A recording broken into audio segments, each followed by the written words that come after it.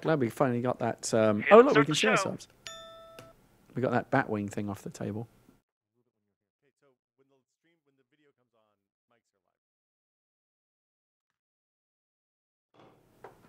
Hey, let's start the show. It's August 22nd, 2013. Welcome to This Is Only a Test, the official podcast of Tested.com.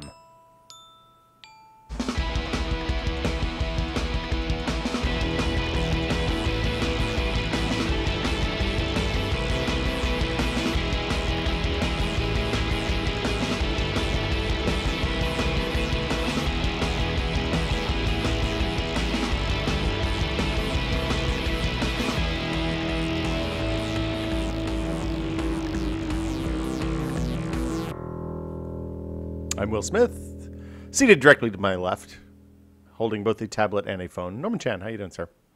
I'm doing all right. Holding a tablet and a phone. Holding a tablet. Okay. To your left, Gary Widow wearing a delightful Piggly Wiggly t-shirt. You know, I get more more comments about this T-shirt than any other that I've ever worn. It's weird.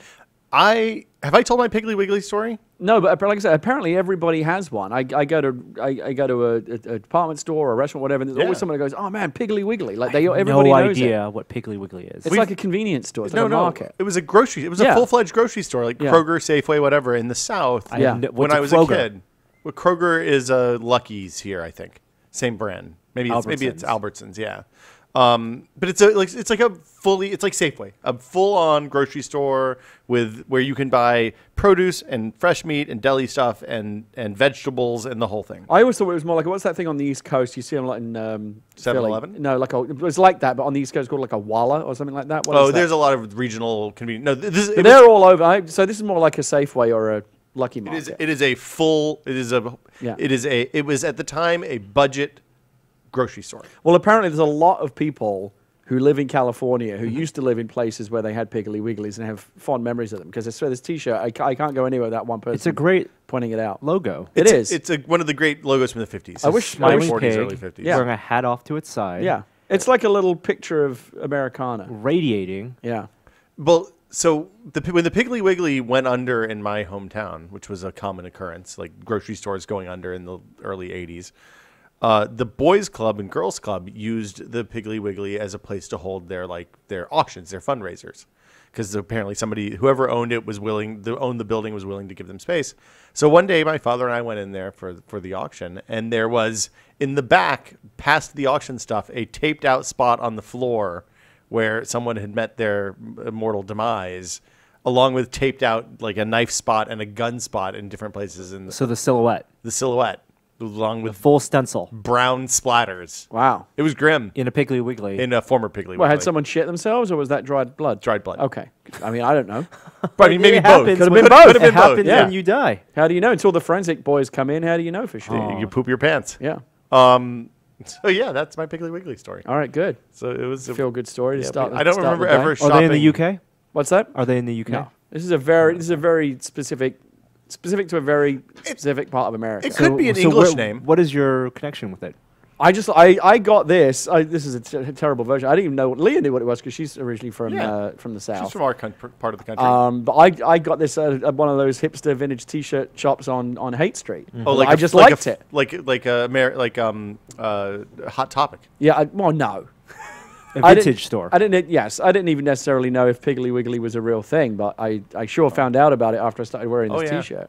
Yeah. So very cool. Right up there with Winn-Dixie and the great southern supermarket chains that no longer exist. Yeah. Because most of my T-shirts are designed to act almost like a shibboleth of like, how are you into the same geeky shit that I'm into? Shit I like, shit you like. I just got a Schrader Brow T-shirt, which is only going to be picked up on by people who really watch Breaking Bad and really pay attention. Yeah. So for the most part, people, and so when people go, "Oh, cool T-shirt," it's got their way. It's like in Lord of the Rings. I'm into the same very specific geeky thing that you're into. It's like the sword in Lord of the Rings that glows when trolls are near. Except your T-shirt, you get the Orcrist or no, it's Glamdring. Sting. Sting. Yeah. It's like Sting. Yeah. It's a T-shirt form for nerds. Yeah. Well, sometimes you got to be careful though. 'Cause sometimes people say, "Hey, man, I really love your T-shirt." But what they really mean is, I am a design aficionado, and I really like the design of your T-shirt. Not that I understand the same in joke. It could be that. You can get in trouble that but way. I can usually tell where it's coming from. Yeah. Well, if you see a guy who looks like he's really into bacon and he likes your Piggly Wiggly shirt, then there you go. Yeah. What have you been up to, Gary? It's been a few weeks since you've been on, I guess. No, I was on 2 weeks ago. 2 or wasn't I? 3 maybe? I missed who was on last week? Was it Lloyd just was last on week? last week. Lloyd Who was here was? last week. Lloyd was on last week. You were there the week before. Oh, wow. It seems like a long Yeah. time ago. The time. It's time moves dilation differently. effect. Yeah. Yeah, exactly. Let's just jump right into the news then. Screw you. We're not going to find out what you've been Yeah, I up don't to. know. I don't know much. I'm sure it'll come up in the Well, normal course okay. of conversation. Very good. Okay, so Gamescom is going on right now. Yep. In Big deal. Cologne, Big, Germany. Huge. It's bigger than E3, more important than Is E3. this seems is like. this the one that used to be in Leipzig? Yeah. Okay. It's the same thing. Yeah. Never been. So still Gamescom. They just moved the city. Yeah, Leipzig was too small. Much as San Diego is too small for Comic-Con now. And Gamescom is pretty much the biggest event of its kind in Europe. Definitely in Europe. Like, I don't know how Gamescom, E3, and Tokyo Game Show kind of stack up against each other. But I don't those know are too the much big about three. TGS, but I think as far as E3 goes, it's probably about on par, I would guess. Well, and the thing that happens, especially on console launch years, is that each of the three are much more important than they normally are because there's more information doled out each time. They play a very specific role. The big difference, of course, in terms of size, is that Gamescom is actually on certain days is open to the public, Right. which E3 is not. That TGS doesn't. I mean, lots of TGS members, is. lots of members of the public was, and people I that don't know are if it only still kind of tangentially involved in the industry get into E3 anyway. Yeah. But Gamescom is like anyone can go. It's like I it's like worked at PAX, but on an GameStop. E3 scale. Yeah, it is a huge show. There's A lot of interesting stuff going on there right now. well, they're rolling out. Well, there's a couple things. First off, launch date for the PS4 was announced. It's November 15th in the U.S. and I think 19th in other territories. yeah, I have How a does story that about stack that. up for Thanksgiving? Is that 2 weeks just before in- Thanksgiving? just I think time it's for just Thanksgiving. before. Yeah, I don't remember when Thanksgiving is. Just this in year. time for Black Friday. Sony know what they're doing. Great. What people need is more Black Friday. They announced launch lineups for games for both platforms. I think the complete lineup is out now. Yeah. We're not going to talk about that. We'll save that for games podcasts. I will say, because we are going to talk about some games today, right? We should probably give our listeners who hate it when we talk about games fair warning. I'll put There'll time be codes some in games or chat. something. Yeah, please direct your angry comments. I will to- say that just like I'm really excited about both Xbox One and PS4. I think they're both going to be really interesting. I'm probably more excited about this generation than I have been any other in a long time. But one thing that is almost always true of game console launches, and certainly seems to be true again this year, is that the launch lineups are never that great. There's maybe 2, maybe 3 games that are actually you're going to want to get, and the rest. Yeah, I Do mean, you remember oh. back in the day when the launch lineup was important? That because it was, I guess internet was still around, but the box art when you bought the 360 or when you bought a console had like these are the games. It was on the box, Right. right. And when you look at the box, like I can play Cameo. Cameo and Perfect Dark Zero. The Xbox and 3, FIFA. but I mean, Geometry Wars. I think way too much time gets put on. People put too much credence on like how good is the launch lineup because it doesn't at the end of the day matter. Look at the Xbox 360 launch lineup; it was pretty grim, and yet now you can look at the 360 and over time it built an amazing library. Well, so in the old days, launch lineups were good. Remember the SNES launched with Super Mario World, came with Super Mario Xbox World. One, I think, was the last console. I mean, not Xbox One. The original Xbox. Yeah. Was the last console. The Xbox One won. My God. Was So- the original Xbox was the last console that had a good launch lineup, I think. Xbox 360 did not. PS3 certainly did not. PS2, I don't remember what they had on PS2 launch. was like Tekken and a bunch of stuff that Yeah, I PS2 didn't did not have a play great launch PS2. GameCube was super grim. It was like Pilot Wings and something else. N64 was a great launch lineup. 2 Yeah. games: Super Mario 64, Super Mario and, 64 was all, and, is and all you Wave needed. Race. I think All it needed. Right? The difference with Nintendo, of course, is the launch lineup is not that different from what you end up with at the end of the cycle. There's more games. There's There's more maybe first-party games than that. It's true, but at the end of the day, I think Wii U and Wii and GameCube are all shaping up to be the same thing, which is there's going to be maybe the number of games that will really worth buying for that system by the time it's done. You can count on the fingers of both hands. I think you can't. I think GameCube. And that's is okay. fair That to can say. be worth it because those games are so good. I don't There's think- just not a lot of bench strength. I don't think you can say that with the Wii. I mean, if you look at the Wii, so many games came out. Yeah, and the highest percentage of stuff that was worthless of any console I've ever seen in my life. Oh, I'm not saying it was good. I'm just saying Guy it's Fieri's you know, shrimp tossing challenge and bullshit like that was just garbage. A lot of like real publishers bargain bin rubbish. made a lot of money on. Oh well, as long as publishers are making yeah, money, yeah. I should be happy as a gamer, right? Well, of course. As I'm sitting, They got to make money, or they're going to stop making games, Gary. As I'm sitting at home playing fucking Deal or No Deal 2 with motion controls, wanting to fucking kill myself, I should console myself by saying, Why you know did what? you buy Deal or No Deal 2? NBC probably made a lot of money off of this. Why did you buy Deal or No Deal 2? I'm just using it as an example of the kind of crap that is on offer for the Wii. I gotta think that there's like you look at there was a lot of weird Japanese stuff that came out for the Wii that was good. Atlas released a whole shitload of games. There was stuff like what was the No More Heroes? No More Heroes, Mad World. There were some good games for the Wii. Yeah, there was some weird Sega stuff that was good. But again, but then there were a lot of Sonic one versus- hand. If you look Or at two if you hands. look, even if you include some of the better third-party stuff, if you say like you could create a list of the best 100 games for the Xbox 360. You could not even you could not do that for the Wii. You would max out at maybe 15 How many or 20. good games you need for a system? Well, that's that's why I'm saying it's basically $250 okay. You overall have less choice, but there's still enough good games to Well, go so by on. that rationale, the Wii U should be the greatest system ever made. Less choice, but the games that come out are overall a lot better.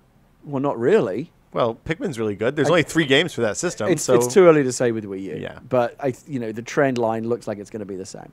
So, on the Xbox launch, the Panzer game, or the Panzer theoretical spiritual successor, whatever, looks interesting.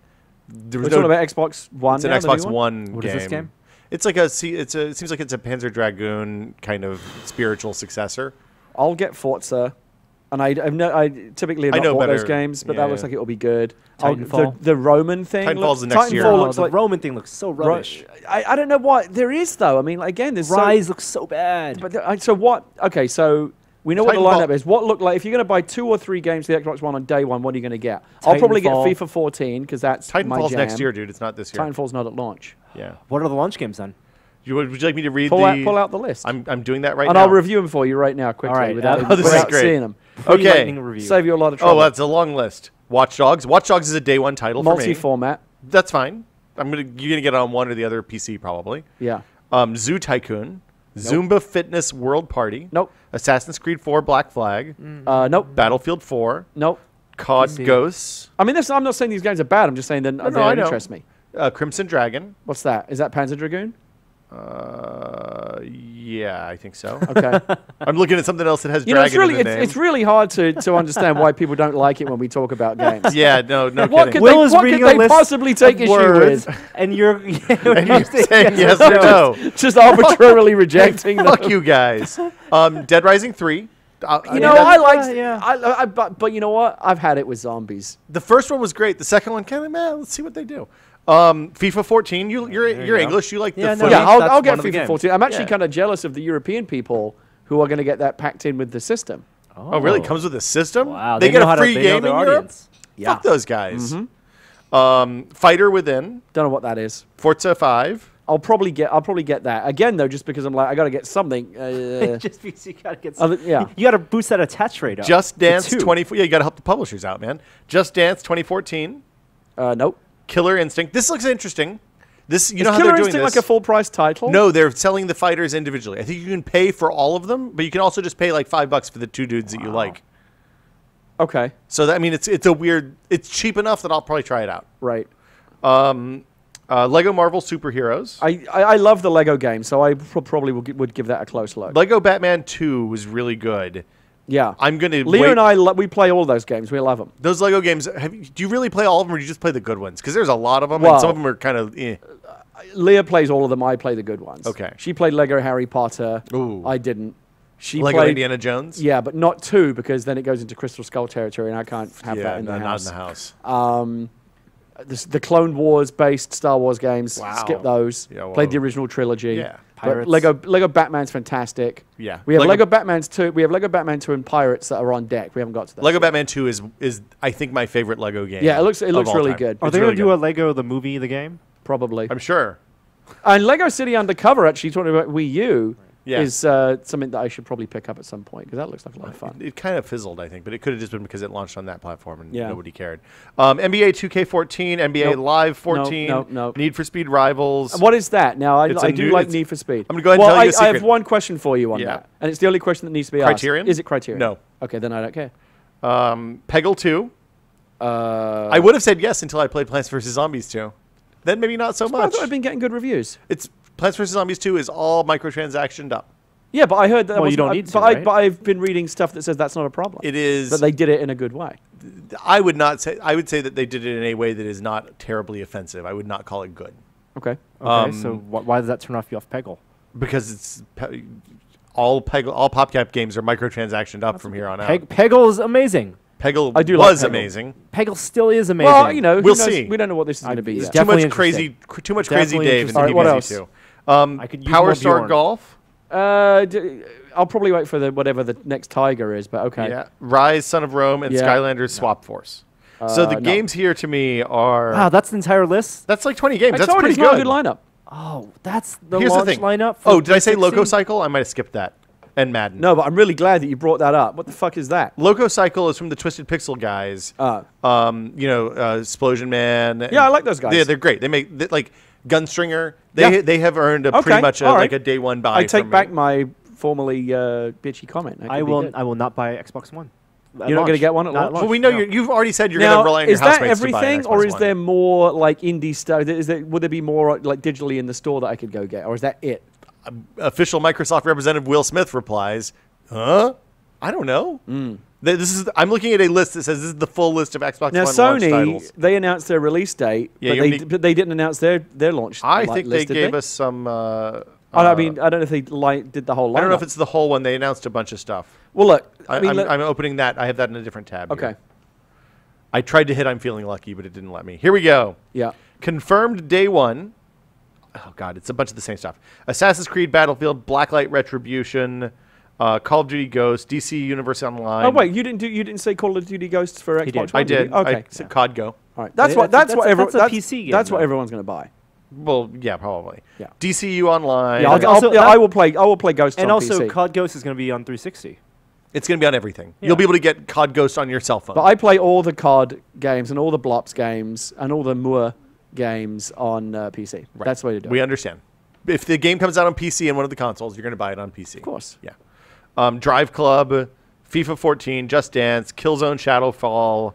Do you think Killzone is supposed to be their like premier title? Have you played a Killzone game before? No, I don't give a shit about them. That's probably okay.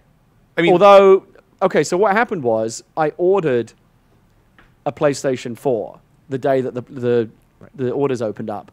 And then my credit card, for whatever reason, the number got all fucked up. And I got an email saying, oh, well, we've rejected this thing. And now you're not in the launch shipment anymore, but you can reorder. I'm like, I was not happy Not about worth it. But I reordered, but I could only do it if I got one of those shitty bundles. oh, And you they got were- bundle fucked? I got bundle fucked. Wow, it's like going to a Costco.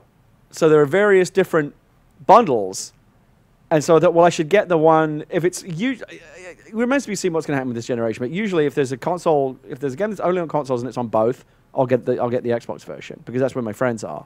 I don't know Is if the that's bundle gonna- like 3 games But I think or 2 games? well, like I said, I think that could reset this generation. I Yeah. don't know because PS4 I think has got a little bit more momentum and goodwill behind Right, it. and they announced- both are looking strong. Well, and they Xbox have One, I announced- think, is really. Twitch for PS4? I think after some of their initial missteps, I think Xbox One is starting to kind of catch back up again. There was a good story in Eurogamer about it just this morning. PS4 is Ustream, Xbox is Twitch, I No, believe. Is it the other way now is around? Twitch. No. PS4 is both Ustream and Twitch. Oh, really? I didn't know that. I don't care about those features. Anyway, Okay. so I had to reorder and I had to get the Killzone one because So- they're like, well, I may as well get something So it's that's at just least one game. only on PlayStation. Yeah, but and you also get a PS Plus subscription. Oh. They Oh, bundle the that in. PS Plus subscription is actually huge Somebody told me value. that PS Plus is good, which that's is not, why I that's got not a it. bad bundle. Yeah. It's not like Yeah. the old days when you had to walk into a Costco Yeah. and you had the only way to get one of those, like a PS2 or PS1, Yeah. was to get it with 3 games. Yeah. One of those was okay, and 2 of those are crap. Plus, the whole thing came into like in one of those clamshell packages, so you Yeah. like was a bitch to open. Yeah. So you cut your fingers and you got 2 shitty games. Yeah, I mean, And how you many? save $10. Anyway, I got my email from Amazon saying that I was going to get my Killzone bundle fuck on launch day. Yeah. But then I got another email saying, oh, the other one that you ordered that we kind of reprocessed, you may get that anywhere between November 19th and December 31st. So I don't know if I'm going to hold on to that one or not. Unacceptable. Why do you need 2? Well, because you never, until I actually have one in my hand, who knows what's going to Oh, happen. okay. And on the PS3, I ended up with 2 PS3s and 2 Wii U's on launch day because I kind of overcompensated. And it was easy to offload the spare one. Yeah. Who easy did to you do. unload that Wii U on? Darren Gladstone. You should send him a note and The apologize. white one? Yeah. I told him. He wanted it. Okay. Madden NFL, Lego Marvel Superheroes, Knack, Madden, Minecraft. That's a big deal. It's kind of old news for people who have PCs or Xboxes. But it's a big deal for PlayStation. It's a big deal for PlayStation. NBA 2K14, NBA Live 14, Need for Speed Rivals, The Playroom. That's not the book thing. That's the Don't know what Playroom is. It's a pack-in. It's free.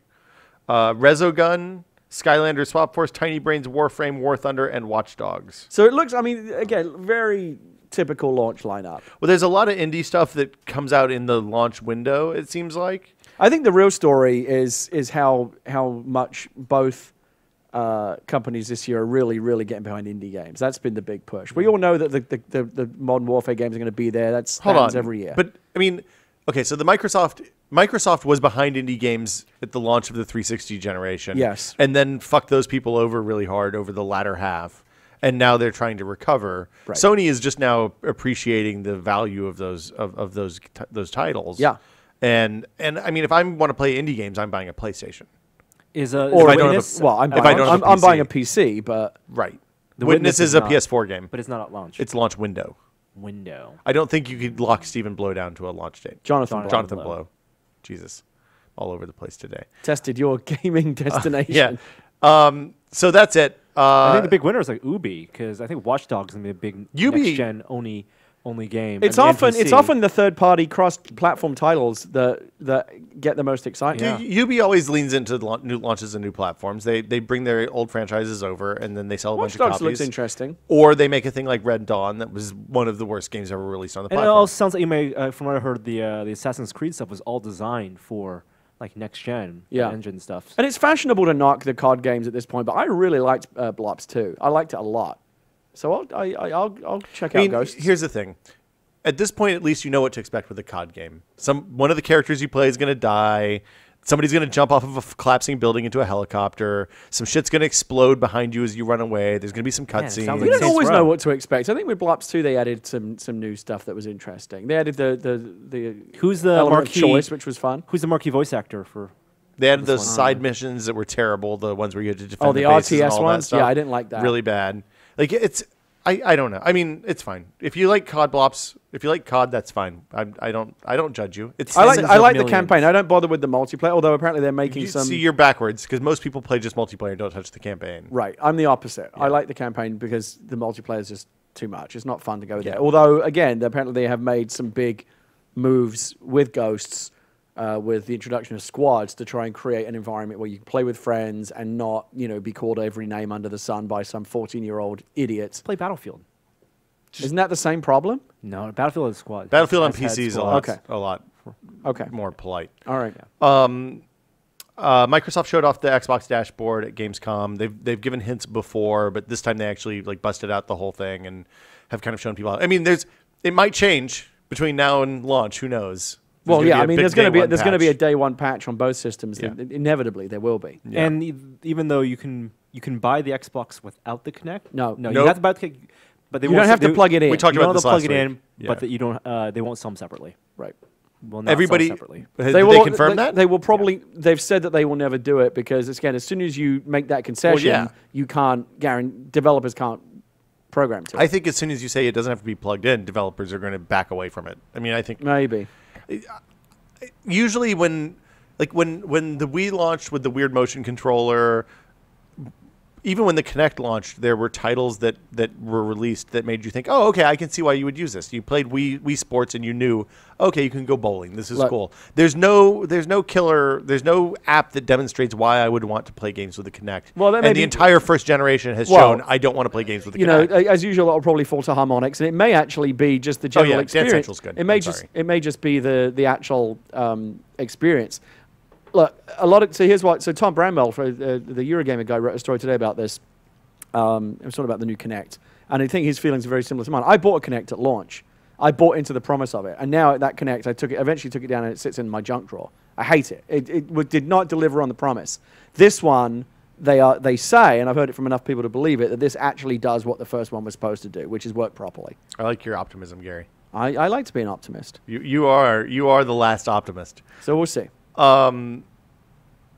So that's it. I don't think Microsoft announced a date yet, though, did they? No, but it's going to be in that same window. Okay. Of course it is. Let's You see. think it'll be earlier or later? I'd be surprised if they let Sony have that Black Friday all to themselves. Oh, it has to be before Black Friday. There's no doubt Yes. it's before Black Friday. But it can't be like the same day or the same week. So the 15th is 2 Why not? Fridays before Black Friday. It's not the Friday before, it's the one before So that. you think Yeah. it's gonna be 1 week after? It could be either 1 week after, the week of, or the week before. Well, I think the week of would be crazy for them. The week of would be mad Here's the thing. you can't put those two events on top of one. You can't stack those events. Why are not not? stackable. It's one less night. The poor bastards have to be at Target to open up at 6 o'clock in the morning. That No. would just turn into one massive Last of Us LARPing session. Yeah. Sounds great. Yeah.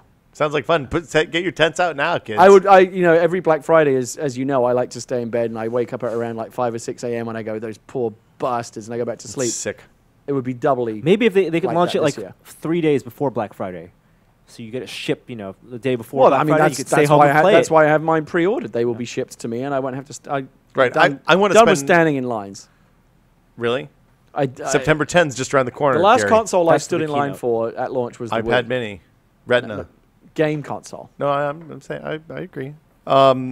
Yeah, I liked the Wii U experience. I just walked into Target at 10 o'clock on Sunday morning. Was like, hey, you guys got any Wii U's? And they're like, yeah, which one do you want? I had to go to a couple of stores, but it wasn't. I did get one on day one. All that hard work finally paid off for us wasn't, both. wasn't difficult. PS Vita's I mean, cheaper I may have spent more time looking for one in a store than I have playing it since.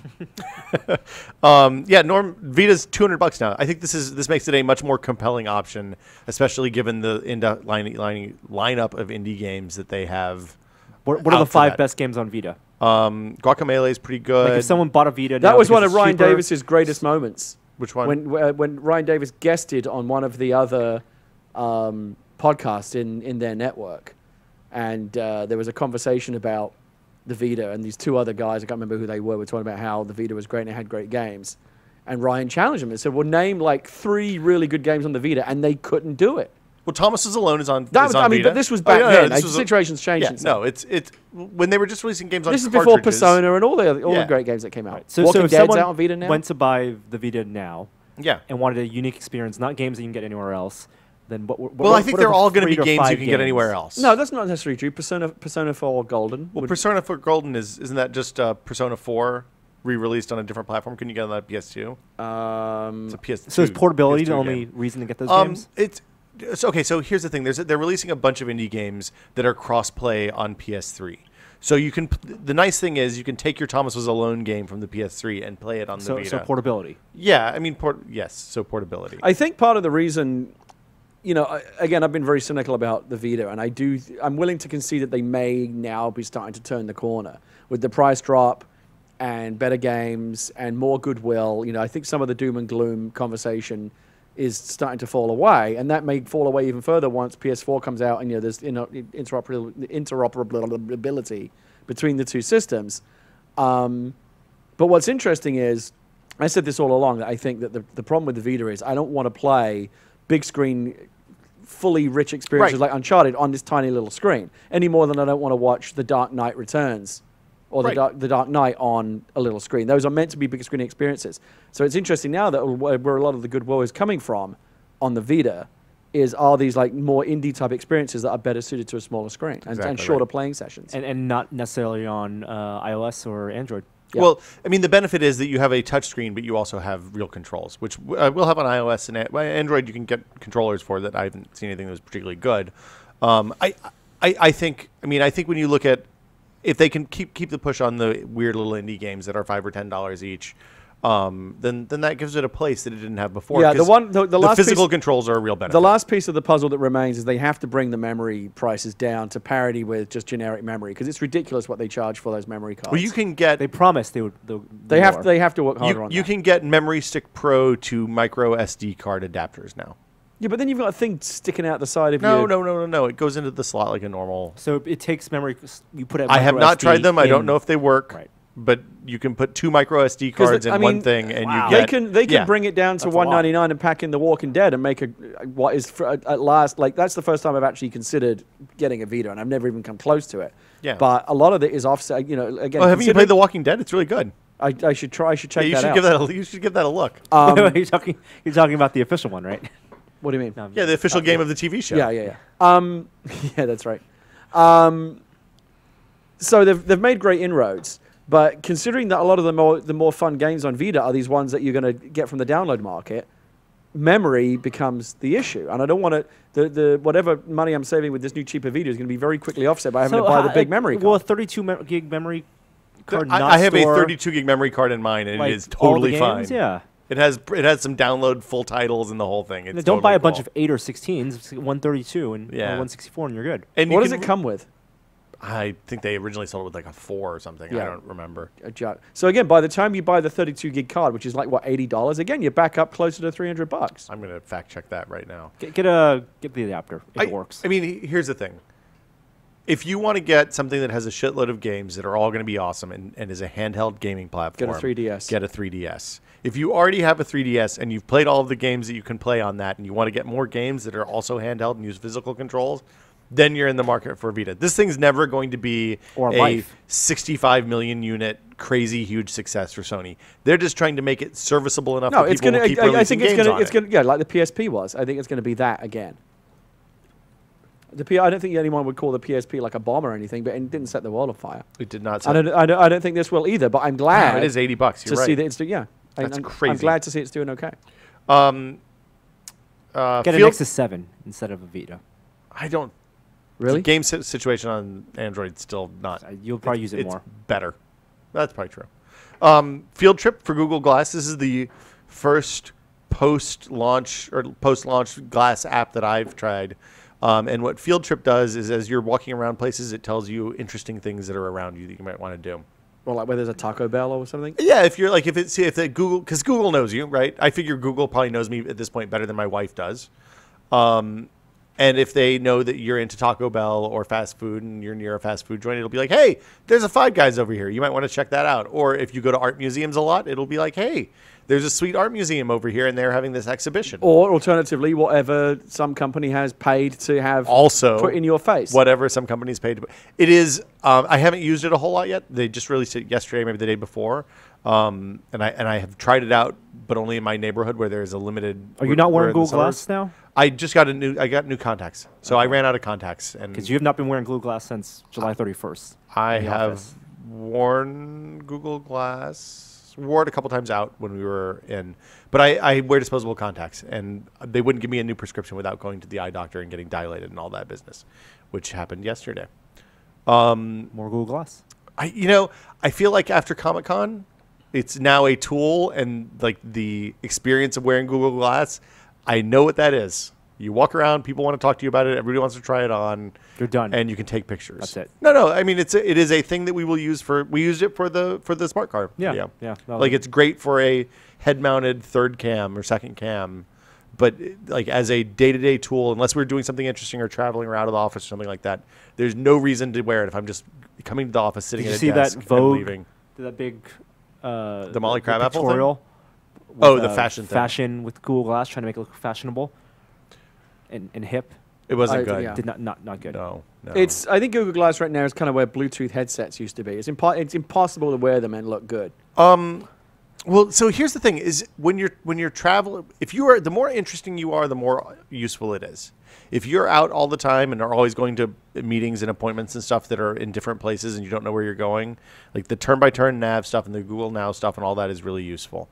If you do things that are particularly interesting all the time and take pictures and want to be able to take pictures and stuff like that, it is really nice just to reach up to your forehead and hit the button. Mm-hmm. If you go from your house to your office and maybe stop off at the cleaners in the grocery store on the way home, it is uncomfortable to wear all day and is a pain in the ass. Yeah, I mean, it reminds me a lot worth of it. those kind of Apple commercials where, or when they do those, when they do the demos up on stage and they, the dummy photos that they've taken, they've obviously brought in a lot of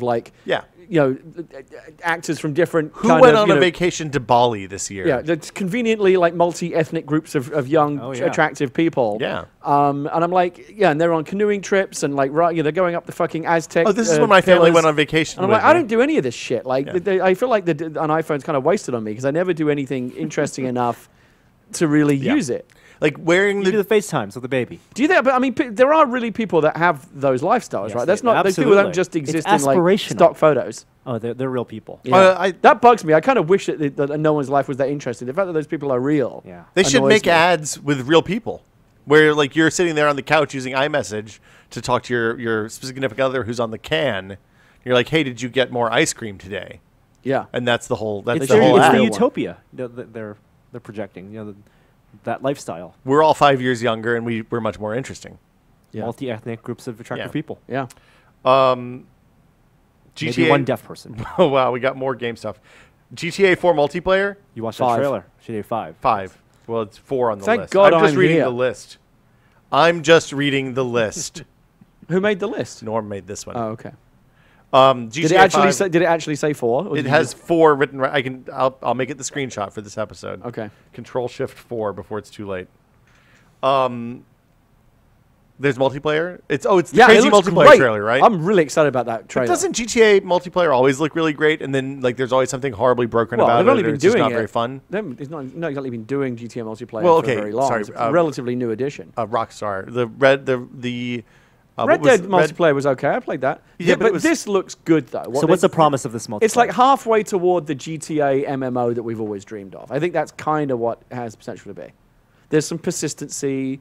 You can wander around and free roam, toy box, sandbox, game your own shit.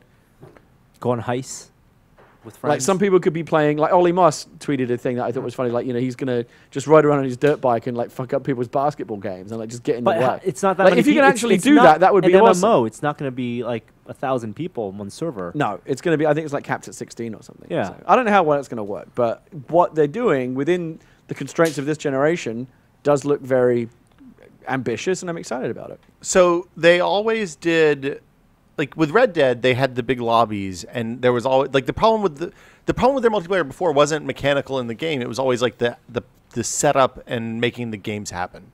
So like you had to get in a lobby, and you had to get all the people in the lobby, and you couldn't drop in and join out. I mean, or that's whatever. the problem It with was every always kinda single janky. multiplayer game. Yeah, so we'll see. I mean, I guess the trailer looked good. It looked great. Lego House Museum.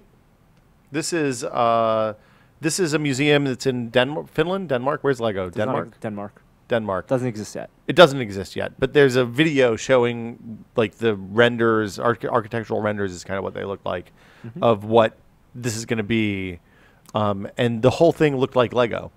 Yeah, look like big blocks of Lego, house-sized. It looked stacked really on cool. top of You each should watch the video. It's on the Okay. internet. Yeah. There's a gold iPhone rumor. We haven't talked about this yet. other. So just to be clear, the idea is that on a normal white iPhone, there's silver around the edges and on the back. The gold would be in that spot. Gold or Well, champagne? See, Some. I think the Because very, I think there's a first very big rumor- difference. Yeah, the very first rumor was gold, and the immediate image is a gold brick, right? Well, It's or shiny, like, or the gold cases you see in the kiosks exactly, in the mall. which Yeah, apparently those sell look awesome. very well. Gold. They probably have done some research on this. The research shows, and the anecdotal research by the journalists shows that the aftermarket modifications of the iPhone, because you can get it skinned and colored. One of the most Yeah, there's a popular place at the local mall colors that does it. Yeah, is gold. yeah. Because people are classy. And what It's insiders just like getting your rims done, have right? told Yeah. people in the know is that it's real, and this will be another way that they're going to differentiate between like an iPhone 5S and iPhone 5. People and then the like, cheap for iPhone example, 5C. Donald Trump understand that one way to communicate to the world that you are a person of refined taste and sophistication and wealth is just to have everything made out of gold. Have you ever been into the lobby of the Trump Tower in New Yeah. York? It's just It's just pure class. it's the classiest thing I've ever it's seen. so classy. It's like amazing. in the same way that Saddam Hussein was classy, right? All that gold shit that he had. did have a lot of gold and tiger stuff. skin. They should do a tiger skin iPhone. It's a pretty good idea. It was better than the hardwood backing or whatever the wood veneer of the. I like Model X. I like the hardwood. I like the back cases you could put on the 4. Anyway, the wood ones. The wood, the Apple clear, is- whatever. Makes it Apple's not gonna makes it look do- like a PT Cruiser. Apple's okay, not now gonna you've ruined it. Apple's not going to do a phone that looks like a gold ingot like No, that. no. It obviously So is what people have tacky. said now is that it's more of a, like you said, a champagne color, Right. And it will likely be like some type of anodized material. Champagne is historically a color that is not unassociated with high-end electronics. There are many like beige. Well, not beige, but like. But it's on the beige scale, but right? I can think of many like AV high-end, very very high-end Bang That's & Olufsen true. like specialists like AV receivers and DVD players and sound components are often in that I thought champagne. those look finish. gaudy too. What? Those look gaudy also. I don't think. Again, I think gold is gaudy, but I don't think champagne is. Well, I think like it's silver it's like even a yellowing looks of white. gaudy. Yeah, It's like you're oxidized SNES. right now but now it comes pre-oxidized. I got to be careful because this could kind of come off real bad. But right now you've got the two opposite ends of the spectrum, right? You know, those are black those and are colors. white? and Black and white. yes. Right. A dark gray and a pearl white. Yeah. When they start adding in, like, why not do like a sky blue to bring out the color in your Well, eyes? I mean, Apple. A big part of Apple's resurgence was the simple genius of having products in multiple colors. well, and then they backed away from that as they. And I think they're coming Yeah. around full circle again. but they still are, though. I mean, a lot I guess of the iPod iPods range are and the rumored iPhone 5C, the lower end one. There are pictures online of multiple colored plastic cases for that also. so we're like, what, 2 weeks away from 3 weeks, I think. yeah. the 10th, September Yeah. 10th, 2 weeks away. It's Oh shit! Yeah, Yeah. 2.5. Yeah. Okay. from this being announced. Yeah. And there's likely going to be an event on September 10th. No invites have been sent out yet, but we're likely going to see a new line of iPhones. It would be shocking if there was no new iPhones. Well, it'll be if the past history holds, it will be an updated body of the iPhone 5 and Right. then a cheaper iPhone. Well, if the Theoretically. history holds, they would move the line down, because what they've typically done past 2 years is last year's model becomes a $100 model, and 2 years ago model becomes the free on model, contract. yeah. Right. But they can't do that this year, because then they would have an iPhone 5 as the $100 model and the 4S as the free model, and I don't think they want to keep the 4S around any longer because they want to move. Right. So the everyone to 5C becomes that. So the 5C becomes the free on contract, which is the quote unquote low budget, cheaper. The idea though is it's still a Retina resolution screen. Right? I think the idea is that it's just it's going to be thicker than the 5, and it's cheaper to make because it's plastic back. And same CPU and stuff. and then? I think it'll have But the same phone. CPU as the 5, and basically And that's exactly the same I think guts that's as the 5. that's the proposition they'll be able to make. You know, this is not a compromised phone; it's a cheaper Right. build. It just but doesn't it's look the same as- phone. And the compromise thing is really interesting, because a lot of people are afraid that Apple is going to take away features like Siri on the lower cost one. I think that would be a mistake. No, they won't do that. But whatever the new phone is, will, as everyone has, will have some feature that is arbitrarily exclusive. Right. To So that if phone. you want to save some money, you can get a free phone on contract and get something that basically same functionality as the iPhone 5, which is totally fine. Yeah. iPhone 5 is $100 if you want something that's thinner or lighter, looks a little better. 5S if you want something that maybe has the gold color, maybe has a better camera, has a new processor, it's even faster, it's going to run iOS 7 faster. Yeah. Because iOS 7 is a little more demanding than 6 right This now. will also allow them to standardize the screen sizes, which right. is Yeah. I think that's the most That- important. developers. I'm sure would appreciate That's that. the important The thing. screen size and also the port. Right. The 4S. Lightning connectors across the board. Well, yeah. and the other thing is they have. Is the 4S the last product that has the old dot connector And that iPad, they can still buy? iPad 2 you can still buy. you you still still buy buy an iPad iPad 2? 2, You yeah, can still buy an iPad 2. but no iPad 3. Right. The fuck, I can't remember what I was going to say. Oh, the developers have to update, or they don't have to, but there are strong indications that a great number of developers are going to update their apps for the iOS 7 look, because you don't get the new keyboard and stuff like that unless you update some core stuff in your app. Yeah, they've got to do it right because it's such a major change Right. in the look of the overall Right. design of the phone that if you've got an old fat iOS 6 designed app, it's really going to stick out like a sore thumb. So it gives an it is an opportunity to encourage people who have apps that are still in active use to also update for the new resolutions at the same Right. time. What would get you to buy the 5S?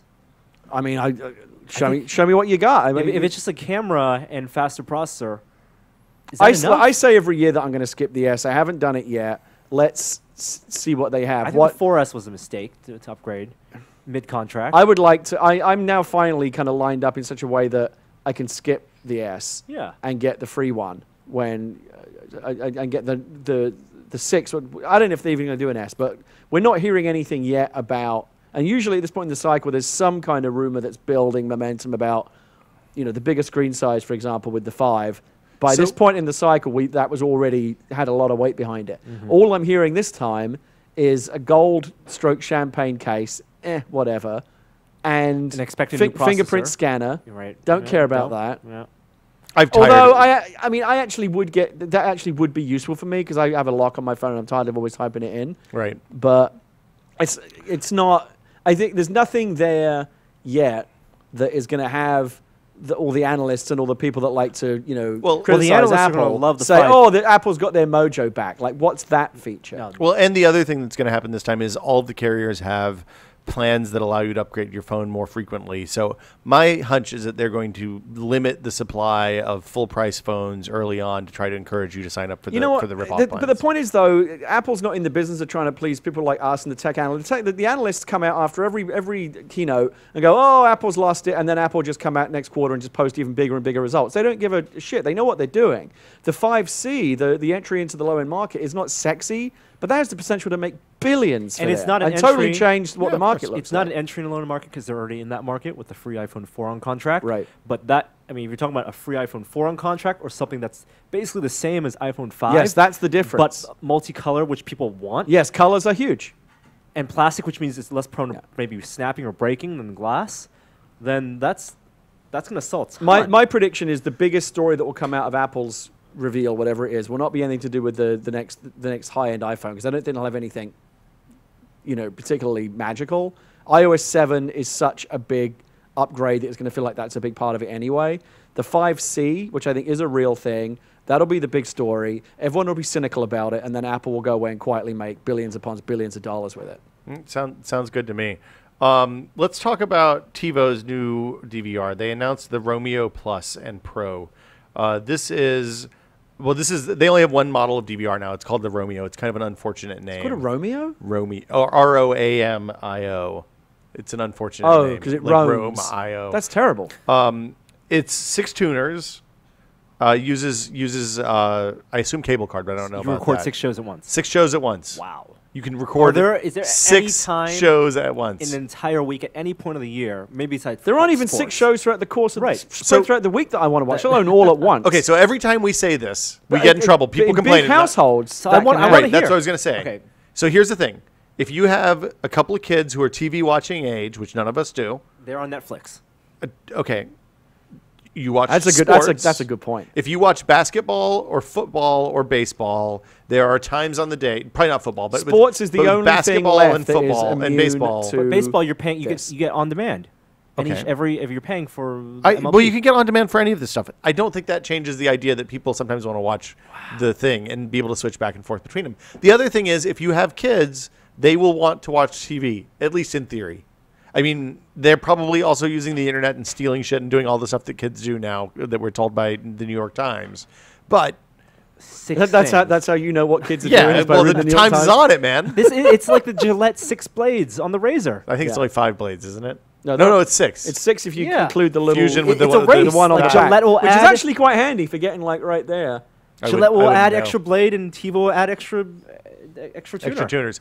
The Romeo Plus has the TiVo Stream built in, which is the thing that lets you turn your iPad into a TV. That's a good feature. Which is fucking awesome, because that means I can roll over in bed on Sunday morning and be like, "Hey, what's going Yeah. on?" And you can stream live TV. Because that, you can, That's a great unlike image. Your Big 6 Bang channels Theory. at once, actually speaks to the way that people Yeah. look at screens these days. And you can also cache stuff from the TiVo on the iPad. So if you get on a plane or something like that, you can watch Watch it back offline? TiVo stuff offline. Wow. Which, as far as I know, you can't do without That's a a lot good- of work otherwise. that's a worth good the feature. subscription Yeah. price.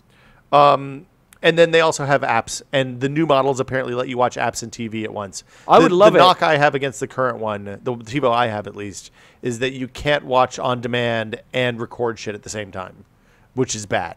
I don't know if they've talked about it at all, but just to go back to Xbox, because Xbox is putting a lot of effort into having this thing be your TV as well. They're spending money on that. That if they would build similar functionality through Smart Glass or something where I could pick up my Surface or my iPhone, whatever it is I have, and do the same thing. But Xbox doesn't do that. Xbox sits on top of your DVR and is just a remote control for your DVR. Right, but once it becomes a conduit to it, it can output it any way it wants. Not really, because the way HDMI works. It's just a front end. Yeah, it's just a front end. So they're just passing through HDMI. Oh, okay. Yeah, if they did that, they'd have to get content deals with everyone, and there's no way. The reason TiVo can do this, and the reason you can't do the caching thing with your shit from HBO, is that HBO has a deal with TiVo that says we're not going to allow you to do this, but you can use DVR functionality on our shows. It's interesting. TiVos are still crazy expensive, and it has the monthly charge, or How you much pay is the monthly even charge more. now? But honestly, The monthly charge is like $12 or $15, or you so pay $300 for a lifetime. Never ever With been one device. closer With in my for each life device. to cutting the cable. Never ever been. I'm Well- so close. I feel like I'm right there. And so there's a lot of news about that too. You saw the thing about ESPN, right? What was the last thing? ESPN has basically said, look, we're interested in talking to non-traditional content providers as long as you allow us to bundle all of our channels as one subscription. Right. So they aren't going to let you get like ESPN and ESPN2 and not get ESPN News or ESPN And U and everything but, else. But as long as somebody's willing to pay $10 or $15 or whatever, Or as long as it's more than the cut they get from Comcast. yeah, as long as what they get is appropriate, the bundling thing seems like it's on the way out. Which is the bundling is the deal breaker on cord cutting. If I could pay $10 a month or $20 a month for the channels I actually watch instead of $120 for all the shit I don't watch and 5 channels, Yeah, it's like $5 bucks. honestly, your cable bill goes to ESPN think and you never watch it. think Yeah. about a typical week of television watching for me, and other than just when it's on in the background and I'm watching just trash that I'm not even thinking about, like shows that I actually want to watch. yeah, I could just watch them all on iTunes the next day. yeah. And buy those season passes and probably spend less but than what my cable bill again, is for now. serendipity. You don't watch sports, and you But that don't. never happens though. That used to happen in the old days of real channel surfing when you would go and you go, oh, this looks interesting. But you don't do that anymore. You read the surf a titles. program Yeah, you surf the guide. program That's not list. the same though. It is not the same. As going Yeah. like actually catching a live image and go, oh, what's that guy's wrestling a big fish? I want to watch that. Yeah. Like, you don't know what you're going to There are get. plenty of people Yeah. wrestling big fish But on if- TV right I now. know, But but, if- like, I don't know. Maybe they should put the titles right up front. Like, dude, if there was a show called "Guys Wrestling Big Fish," As opposed to that Ouch might my catch, balls. That might Clever that might spin on a catch my porn attention in the name, same yeah, way. But absolutely. there's so little that It's- I want to watch. It's the rise of HD and H.264 or H.264 compression for TV has completely fucked up the ability to channel surf because the lag between one channel and the next means you can't just bump up through the channels. Yeah, If everything was analog, things would be better. yeah. I miss the days of just rapid fire machine gunning through Yeah. channels and catching something catches your eye. Oh, what's that? Yeah, but that doesn't you're happen absolutely anymore. right. You're never going to watch the Catfish Hunter. You always stop at Scrolling Antiques through those Roadshow. guides, which even with the latest boxes is always like agonizingly slow. Yeah. It's just and not- what if Well, no, you cheap- accidentally hit the on-demand button and then it's like loading another set of menus? so slow. So these things are reasons I pay for TiVo. Like the ability to blast through channels really quickly is the guide is fast. You know what? I can deal with But that. what are you, but You what don't are watch you, but ATV, what are you, you're re- a but what are you really millennial. watching? Like, what do you actually I don't watch anything. I never watch fucking TV. So why are you Well, paying my wife for it? watches TV Why are you paying for it? because my wife watches TV. I honestly, but I really think like we're at a point where I could actually just survive. Go ahead and do it and let me know how it I goes could just with Leah. survive off an Apple TV box. At this point. Cable news, I'm telling you. MSNBC is worth. Nope. No, not nope. even. I can't even watch TV news It's a trap. anymore. It's all trash. It's eating dinner. And How do you watch? I don't put- even do- you I put Rachel. Jon Stewart on. Yeah, I don't even do that anymore. But again, all that's all the next day. Pay $8 a month for Hulu, and you get all that stuff the next day. Yeah, but then you have to watch ads. I don't watch ads. You're gonna have to now. watch ads anyway. No way, dude. I fast forward through the but, ads. you still have to do even Do-do-do-do-do-do. that. I'm really good at that now. I like the ads. Years of practice. The NSA. The NSA. I'm not going to get deep in the NSA thing because it's a really complex story. But I feel like we should probably talk about it at some point. They have now gotten caught grabbing a shitload of emails that they shouldn't have. The uproar that I kind of expected to come hasn't. People don't seem to care much. But it's something like 200 million internet communications a year. And now the word has come out that they're saving anything that's encrypted for 5 years on the theory that if they can't decrypt it now quickly, in 5 years, processing power will advance enough that they can. Yeah, but by then, what use would that information be? Well, it if it's depends on 5 what it years is. old? Who knows? You never know, I suppose. Yeah. It's an incredibly complex topic. It seems like the Guardian has So the if you're best if you're stuff someone on that's this. using encryption because you're worried about this kind of stuff, you're actually perhaps more likely to be scooped up by the NSA. Well, yeah, anything that originates or goes out of the country email-wise, it's encrypted, is automatically stored. It sounds like, right. in its encrypted state. There's a whole bunch more to it. The most interesting thing I saw was something on Boing Boing yesterday that was a link to an article in the New York Times from the 90s that basically said, look, in the coming age of the computer, if we don't get in control of the NSA, we're all fucked. And it turns out they were right. Who knew? The Times was on Sign it. up for Prism. It's a great new service. What's Prism, Norm? Yeah. At the same time, though, very few people blow us up these days, which is actually pretty good. Yes. You got to remember the other side of the conversation, which is some guy walks into a building with a bomb around his chest and blows up 500 people. And I would rather be having the conversation we're having now than the conversation about why that guy was sending emails for weeks about how he was going to do this and we didn't see it coming. Well, we had that conversation. Yeah. We had that conversation in 2002, 2003, 2004, 2005. Yeah. And so far, And we have it much less now. the plots that have been stopped involved a guy who couldn't figure out how to ignite his shoe bomb, and now we all take off our socks. How do you know what plots? Well, we have been don't know what stopped? plots. They don't. That's the whole point Right. about the CIA and the SNA. A lot of the stuff Well- that they do when they stop shit from blowing up all the time, Here's the- and they don't tell you about it because it's in better your to not tell home you. country, they're stopping spouses of journalists who are going through the airport Yes. and confiscating all of their computers, harassing them for passcodes, Yes. and using laws that were ostensibly created to stop terrorists Yes.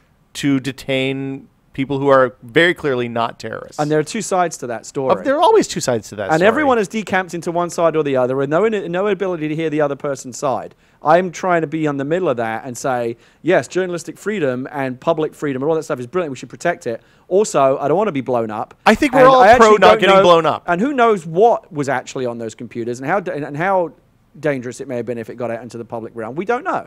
So So you're saying trust the government? I'm saying don't leap to one conclusion or the No, other fair without enough. having all the information. But we're never going to get all the information. I try to recognize the value of both sides here. Public freedom, freedom of journalism, all that stuff absolutely must be protected. The thing Also, that's- we must be protected from being blown up. And threading that needle is very difficult, and I wouldn't want to have that job. This is why the people that do it now, who apparently have overstepped on a few occasions, Yeah. Violated the rules of the agreements that were set they're- up to they're retain in- them, they're in trouble. to contain them. Yeah. Yeah. I mean, yeah. Just, yeah. But I don't go, oh, this is terrible, or these people, everything they're doing is okay. I think the truth is, as is often the case, somewhere in between. That's Saw a unusually big American even-handed for flag you. waving behind you, Gary. That eagle on your shoulder is It was very presidential. Some of that Saints Row. Some of that, this, Must be playing Saints Row. fuck cancer or end world hunger. See, that technically could be considered a spoiler. It's too early in the game to be considered a spoiler. It's the first 3 No, minutes. we'll get not to a that. We'll spoiler. get to that in a little bit. NASA is using, speaking of things that are good news, NASA used a Global Hawk drone, is using a couple of them to monitor hurricanes and weather stuff. So drones aren't all just for blowing up people in their houses, remote control or Terminator-style end-of-the-world business. I think there are way more drones not doing that than there are drones. That is doing definitely You know what the NSA definitely should true. do to totally turn it around? Just add an A into. They could call themselves the National American Security Agency, and then people go out on the street and say, "Hey, what do you think about what? What do you think about what NASA's doing?" Like people go, "I think it's great. It should be supported," but they wouldn't know what they're actually talking That's the about. best way to get rid of the NSA because nobody's going to fund the NASA budget. That's right. Bradley Manning got 35 years for the WikiLeaks stuff. Chelsea Manning. Chelsea Manning, sorry. I wrote in the notes before the disclosure, the change happened. And Netflix has instant queue changes. This is highly political Piss off a lot of today. people this week. Talking about games is bad enough, but now eventually it's I'm like, just going to call this one the Ragecast. Yeah. Put it out there. yeah, It's the rage in the listeners' part. there's a lot. Yeah, I mean we're all perfectly calm, but the listeners are gonna Rage be, against the podcast? blood's going to be boiling. Yeah, people are Can't wait for screaming the at their comments thread radios on right this now. one. I don't read the comments. No, I'm just going to not read it. Netflix instant queue changes. Multiple. You've probably seen this. If you had multiple instant queues in the old DVD days of Netflix on your account, as I did, like Gina had a Yeah. queue and I had a queue. Each of Yeah. us had a couple of discs. Profiles, right? Profiles. Now there are individual lists. So when you sign up, when you start a Netflix app now, it Yeah. says, "Hey, are you Will or are you Gina?" Yeah, Yeah, launched this a couple weeks doesn't do ago. that. Yeah. Doesn't do that on my Apple TV yet. It does. You need to update your Apple TV. Oh, I'll update it. Okay. App-based. So family members can have different queues, basically. Well, different profiles. and they've gotten rid of the instant. Well, they've renamed the instant queue to My my list. List, yeah. And now it is a mixture of things that you've added and things that they think you'll like based on your viewing habits. no, don't do that. They no. never get it right. It's pretty good. No. It's What only are the things they've recommended? well, Name one thing, two things that, That- they recommend that- that you it's that never- weren't on Community? your list. It's never worked. The whole point, the whole section that says like because you watched this, you might like that. I almost never. I've seen that. That's I've how- seen- there's a reason Yeah, it's not on my yeah, list. I've seen it already. Yeah. There's a reason I didn't add it yet. that's how I found out Archer was on Netflix, I guess. Because it was like, because you've watched Parks and Rec, you might like this. It's stuff that I wouldn't search. Because how else are you going to discover stuff? Until they can refine It's an that- infinite list of Until content. they can actually like get right into my brain and predict with like really good accuracy what I will actually like. Football in the groin. I think. Yeah. Well, that's everybody likes that. I think the predictive stuff is shockingly good. Like if you go to the front page of Netflix, of Amazon Now, right all now. it does is reveal how limited the content actually is. Well, that's a whole other. That is a true. That is absolutely true. I think. I mean, I think digging deep and finding stuff that they think I'm going to like is always a good thing. I mean, you don't have to use it. I'm sure you can turn it off. No, I'll check it out. And that's it. Unless anybody else has anything they want to add to the news section, we can play some music and talk about what we've been testing.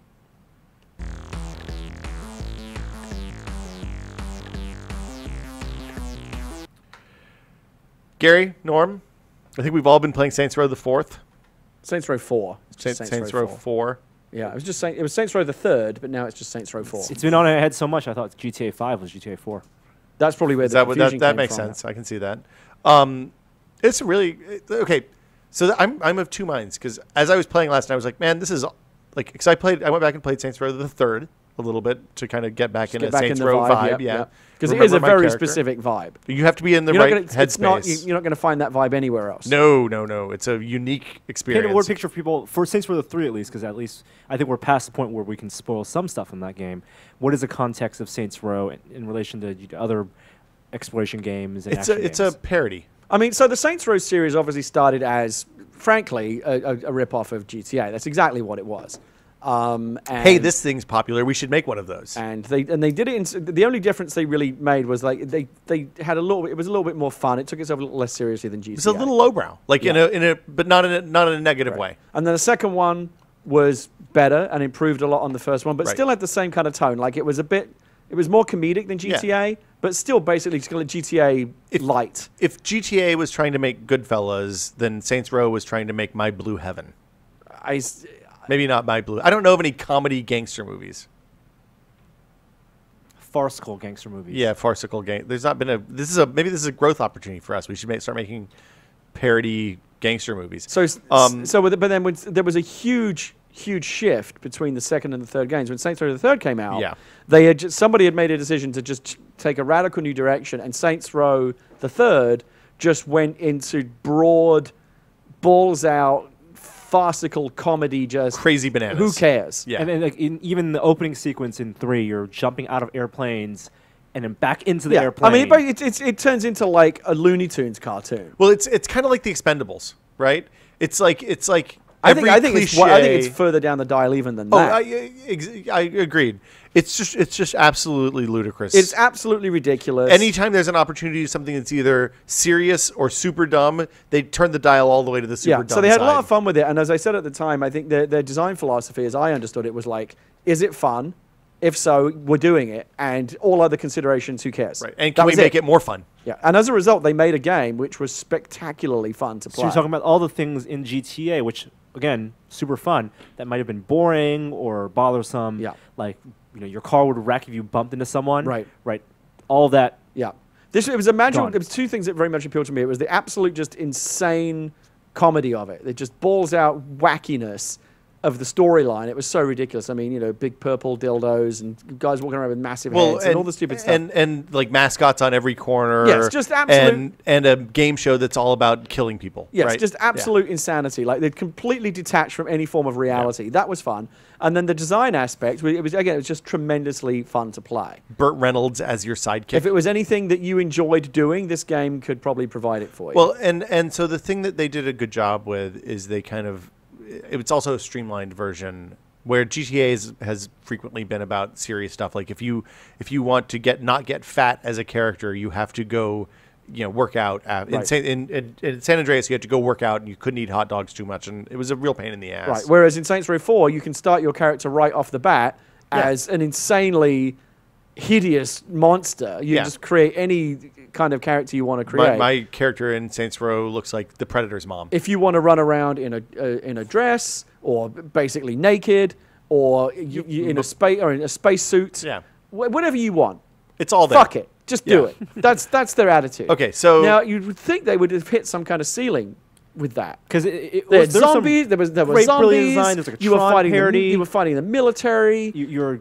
there was inside Tron. software. You went inside Tron type virtual reality worlds, and you're like, where can they go from here? Right. Somehow they found an attic above the ceiling that they have now inhabited with Saints Row 4, and they've taken it to the next level, where now you've gone from the leader of this street gang to the President of the United States. I didn't think they could beat it the last time. And they did. That was the ridiculous thing the last time, is that they'd gone from being like neighborhood toughs who took over a city's crime Lovable, business to roguish. And then by to, Saints like, Row 3, they become pop global stars. celebrities. Yeah, they were had their celebrities. own energy drinks. who also were They master had criminals. their own reality shows, and they were like just walking around in the open as just like master They criminal couldn't- gangbangers. They couldn't rob banks because people recognize them Right. and want and adore them. Right. One of my favorite dumb things about Saints Row the Third is that you will be running along the street in the middle of like a chase or running away from somebody or shooting people up, and then you'll see the little thing with the picture pop up, and that means somebody wants your autograph. Right. So you can pause it in the middle of this thing, Right. take a picture with somebody, and then go on.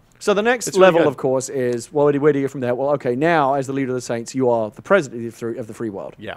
And Everybody knows this. We don't need to explain the plot. It's fighting off an alien invasion. Sounds like Duke Nukem Forever.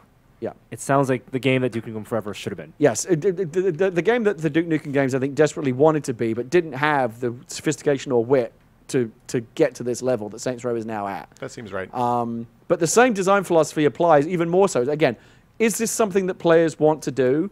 Yes. Then it's going in the game no matter what we have to do to get it in there. Now, And without spoiling. they've come up with a conceit that allows them to do that. And also something I guess you tweeted earlier this week, and something they really built on from 3 was making it like calling out things from the best things you love from other games. It's almost become like one of those bad parody movies where they parody all the popular Like movies from Scary the last Movie? couple of years. Yeah, but like actually done well. So like I'm walking around and go, oh shit, I'm playing Mass Effect now. Or I'm Yeah. playing Call of Duty. Or Fallout 3. Or I'm playing Fallout. Or I'm playing Portal. Infamous or Crackdown. Or all my favorite games are just all in this game. All the best and they don't bits. call it out, but it's It's elements. just- it's it's just there. referential without being Yeah. tedious. Yes. Kind of. It's really good. So You it's should play incredibly it. fun. You get It's superpowers. incredibly silly. Like- The first hour is just ridiculous. You go, well, where do they go from here? And then each hour just becomes more and more ridiculous. It's It's very self-aware too.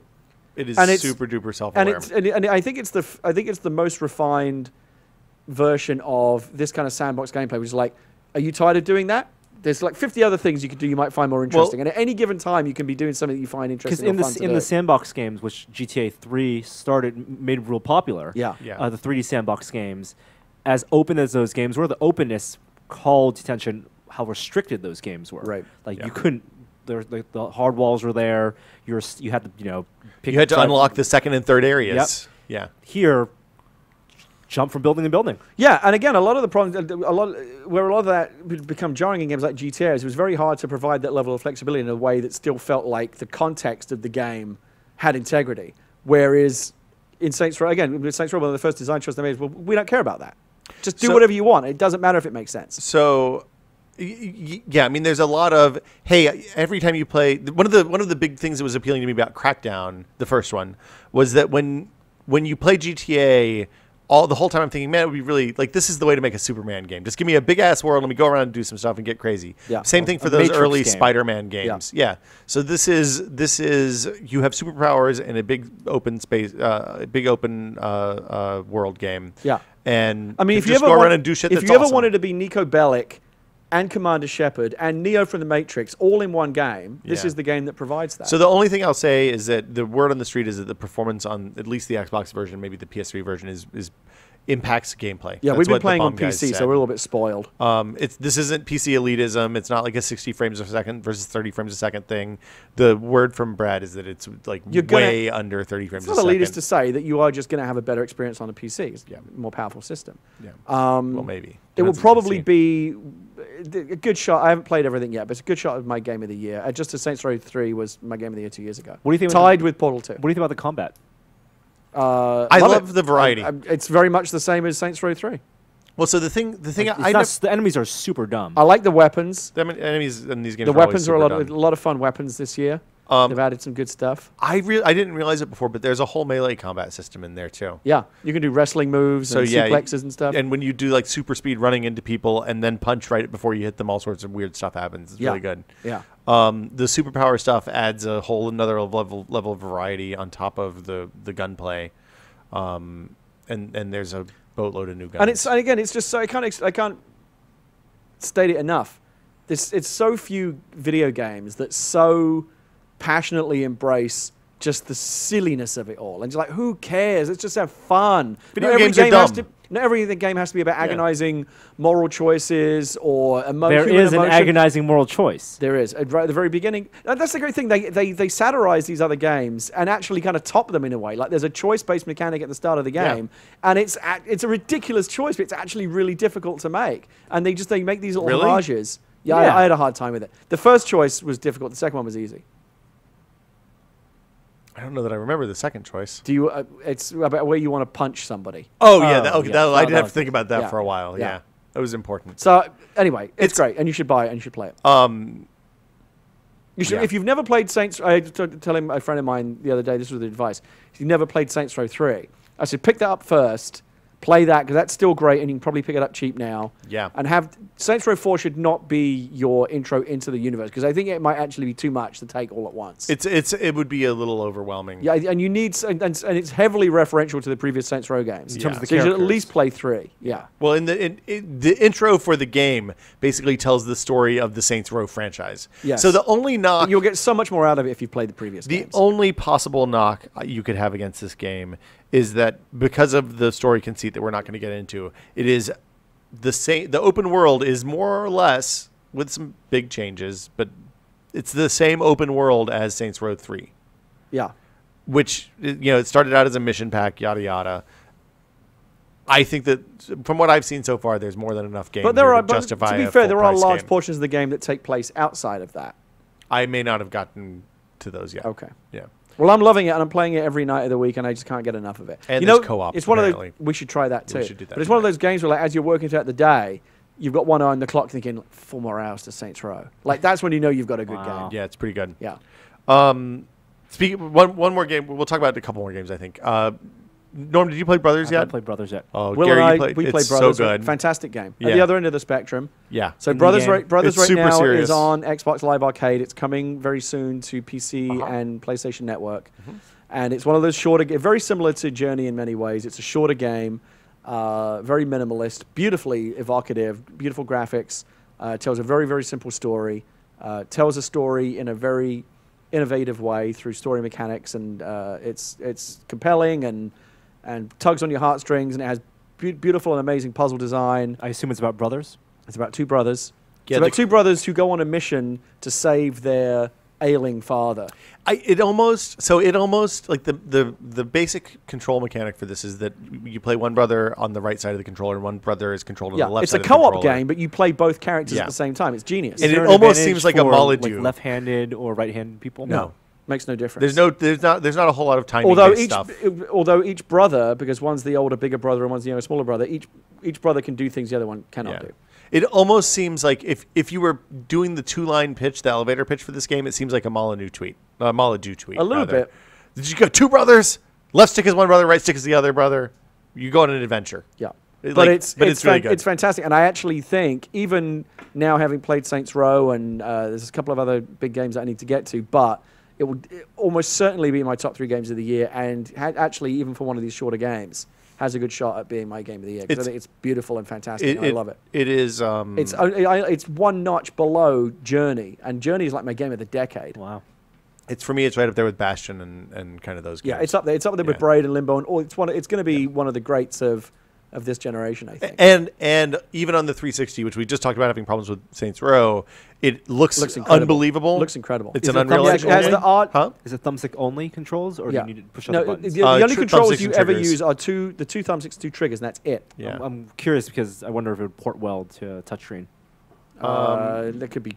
It would be- possibly. I think it would be difficult. You could do it with tap controls. It wouldn't be as good.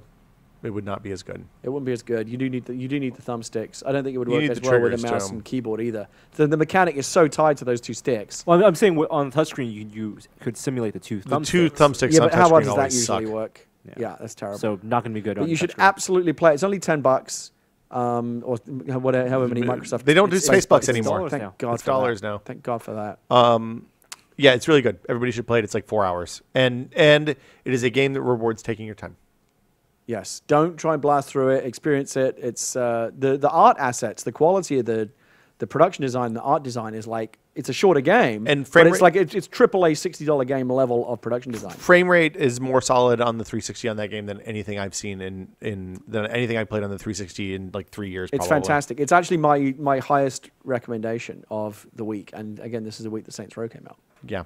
Norm and I took a test drive in an electric smart car. Oh, can I talk about 2 other games real quick, just Yeah, briefly, just to get the games Get out of the way? Ragecast Just continues. get it out of the way so that Gary people Whitta don't have with to more go back to it games later for and the people go, Ragecast. oh God, games again. Yeah. So Gone Home Yeah. is another beautiful, a shorter, beautiful story-based indie experience that just came out this past week and is wonderful. Okay. You should play that.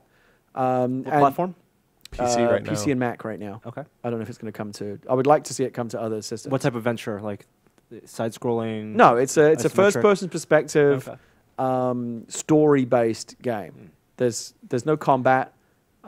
It's just a story experience, And and you can't really talk about it without spoiling it. I like 'cause- these small games and these short games in particular. It's like buying those board games that say, this takes 30 minutes to play. Yeah. Knowing it's only 2 to 4 hours. Right. I think it Again, makes it these that much days more for appealing. me, Yeah. time is at such a constraint that a game that says I can have the whole experience in 2 hours or 3 hours, that's actually a positive for me. I have time for maybe one 40 to 50 hour game this year, and it's probably going to be Saints Row. I mean, it's like same with me. GTA 5's coming out. I'm going to have to deal with Sorry, that. GTA. You have to stack these things up. Like it's actually, I'm 3 nights into Saints Row now, and I'm only at like 30% completion, and that's without doing any of the side stuff. I've done some of it, but like it's actually David's side overwhelming stuff's so how good. much there is to do. So shorter games like Brothers and Gone Home and Thomas Was Alone, which is the other game I've been playing recently, that you can actually have the complete experience and the satisfaction of finishing a game, especially when story's involved. You want to see the whole thing. Mm-hmm. That's very appealing. So those are the games I've been enjoying lately. Those are all my recommendations. Thomas Was Alone, Gone Home, Saints Row. And Mark of the Ninja, but people know about that one. Mark as of the well, Ninja I'm is great. Everybody Yeah. should play Mark of the Ninja. Mark of the Ninja made me better at stealth games. If you have time, you should play Dishonored. Yeah, I'm After gonna- Mark of the Ninja, you'll be all ready for Dishonored. Yeah, I'm going to get into Dishonored. real good. That looks like Or- a lot of fun. The guy that made Thomas Was Alone is now just revealed his new Yeah, it's stealth-based called, game, Volume. Volume. That looks really What cool was as the well. stealth game? What was the other game you were playing that I was like, you have to play it as a stealth? Oh, Last of Us. Did you ever play? That's the other big game that I have to know. That's why I feel like I can't seriously talk about Game of the Year because I know that's going to be up there. Shame. I'll get there. Norman and I took a smart car for a test drive. It was electric. Yeah. It was very small. Is See that a those new smart thing that they're cars? bringing out? Yes. Yeah, they're Okay. new. They're relatively inexpensive. Things we learned from this drive. 100% grade is 45% 45-degree angle. Yes. When you talk about grade of a elevation. Yeah, because it's you find out the percentage by doing the height over the distance. Height you go up over the distance. So we were almost at 100% grade. We learned. What So else did you did just we drive learn? around the city? We drove around. We got on the freeway, Okay. which was terrifying. We got that thing up to 80 miles an hour, which is 2 miles an hour. Then its recommended top speed, What kind of range does it have? 75 miles. How does that compare to like a Leaf or a Tesla or something? 75 miles. All the same? Oh no, Teslas are the only. Most of the pure electric cars are 70-ish mile range, according to the EPA. Mm-hmm. The Tesla is the one exception, and if you get the expensive model with the huge battery, you can go Right. like 300 miles. Right. But for the most part, the electric only cars. The reason they're only sold in California right now is because they are designed for people to drive as commute cars. Mm-hmm. So you And you can buy direct from Smart. you can buy direct from Smart. You can also pick them up at Mercedes dealerships, I think. But there's no negotiation or anything like that with Smarts, as I understand Yeah, it. because they're so backordered, they don't need to. I don't think haggle those with Smarts you. That's are the thing super with back-ordered. Tesla too. It's It's like I a think 2-month wait now for a Tesla. Well, they've either caught up or the manufacturing is much more efficient now. 50% of smart cars are in like 5 cities in the U.S., 5 regions, including Bay Area, L.A., Atlanta. Yeah. And California sells so many smart cars, or electric cars. I'm sorry, electric cars because there's a tax deduction. Yep. So you get big rebate. Mm-hmm. Well, there's a federal tax deduction and a state tax tax. It's not a rebate. It's a credit. It's a And tax also credit. with companies like Tesla, they sell directly. You can buy it online and get in the queue, and you don't have to deal with any dealership, middleman, salesperson, or anything. I like Yeah. that. Um, I saw a little TV news piece about the BMW has an electric coming The out. i3. The i3, yeah. Yeah. They look quite nice. So I'm like I was looking once I started doing the research so the smart people emailed and asked if we wanted to come drive one of these cars. I was like, yeah, sure, of course, that sounds like fun. We'll do a dumb video. And I started looking at the cost of electric cars in terms of, because one of our cars is reaching end of life and it's time to replace. And I was like, we have one car that we only drive that only gets driven basically to the office and then to Adam's shop sometimes to shoot and then back home. Right, and that's well in range of an It's electric car. 55 miles at the outside. But you definitely would need to charge it overnight every time you bring it home. So, and then I started looking at electricity because we have a kind of a high electric bill. But the way smart car, if you have a plug-in electric car, the way power works for that is that you pay like $1,000, $1,500 to put in a charging station, so you can do 220 volt charging, which will charge the whole thing in like 3 or 4 hours. Right. It's a physical installation in your house. It is a physical thing that goes on the wall of your garage. Would like Smart or Tesla come and do that in your house? Do they provide that service? They will provide the service. You may, if you have space on your electrical, it depends on the dealer, I'm sure. But if you have space on your breaker box for 220 volts worth of breakers, then it'll cost more if you have to put a new breaker box. Then what happens to your electric bill after that? Well, so this is the interesting thing. You switch to a time of service electric plan. So right now, if you haven't changed your electric plan since you've been in a house for a while, you're probably paying a flat rate based on your usage. So if you get to 100% of the average usage in your area, you're paying like 22 cents per kilowatt hour. And then when you get above that, it starts going up progressively faster until you get to like 38 or 44 kilowatt hours. Quantity based. It's quantity based, and it's based on the usage of your community. So since we live in an area where people don't have air conditioning, it's relatively low. Right. Which means when we start running computers and TVs and shit all the time, it gets really expensive really fast. Right. However, when you get the electric car, you can switch to the time of service plan. You can, or you have to. No, you can switch to time of service if you don't have an electric car too. If you install solar panels, for example. Even without installing solar panels. I'm saying, for example, like Lloyd did. Yes. That's what he did. And if you have time of service, then they charge you based on the times that usage is highest. So if you use electricity during the afternoon in the summer, then it's crazy expensive. If you use electricity during the evening or at late afternoon or early evening in winter when people are using electric heat, it's also crazy expensive. If you use electricity during low demand times, then you can get a much better rate. And if you have an electric car and are on the time of service, then you can get a crazy low rate at like 1 a.m. because they want to incentivize you to get electric cars and also to charge at that. So does that mean that you can plug it in but set it to start charging at 1 a.m.? Okay. And also do all your gaming at 1 a.m. Right. So both the charging station and the cars on the more modern cars are both smart enough. So even if you plug it into like 120 volt plug, then the car will know not to start charging until 1 a.m. or whatever. Right. You usually tell the station what time you need to leave for your commute, and then it just and what time the rate goes down. So the power company doesn't mind that smart. you want all this power. They just don't want you to want it at the same time everyone else is using it. Yeah, because the thing about power generation is there's no way to store it right now. So what you are buying is being generated almost immediately at a power plant someplace, whether it's nuclear, coal, gas, electric, solar, wind, whatever. Right. And it's hard to scale down demand supply at night when the demand goes down. So after midnight, when people start going to bed, they turn off their TVs and turn off their computers and all that stuff. So where does all that excess power go? Who knows?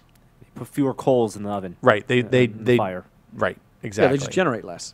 Well, theoretically, but it's hard to do that because you can't having too little is having too little. Having sags is much worse than having too much. Is my understanding.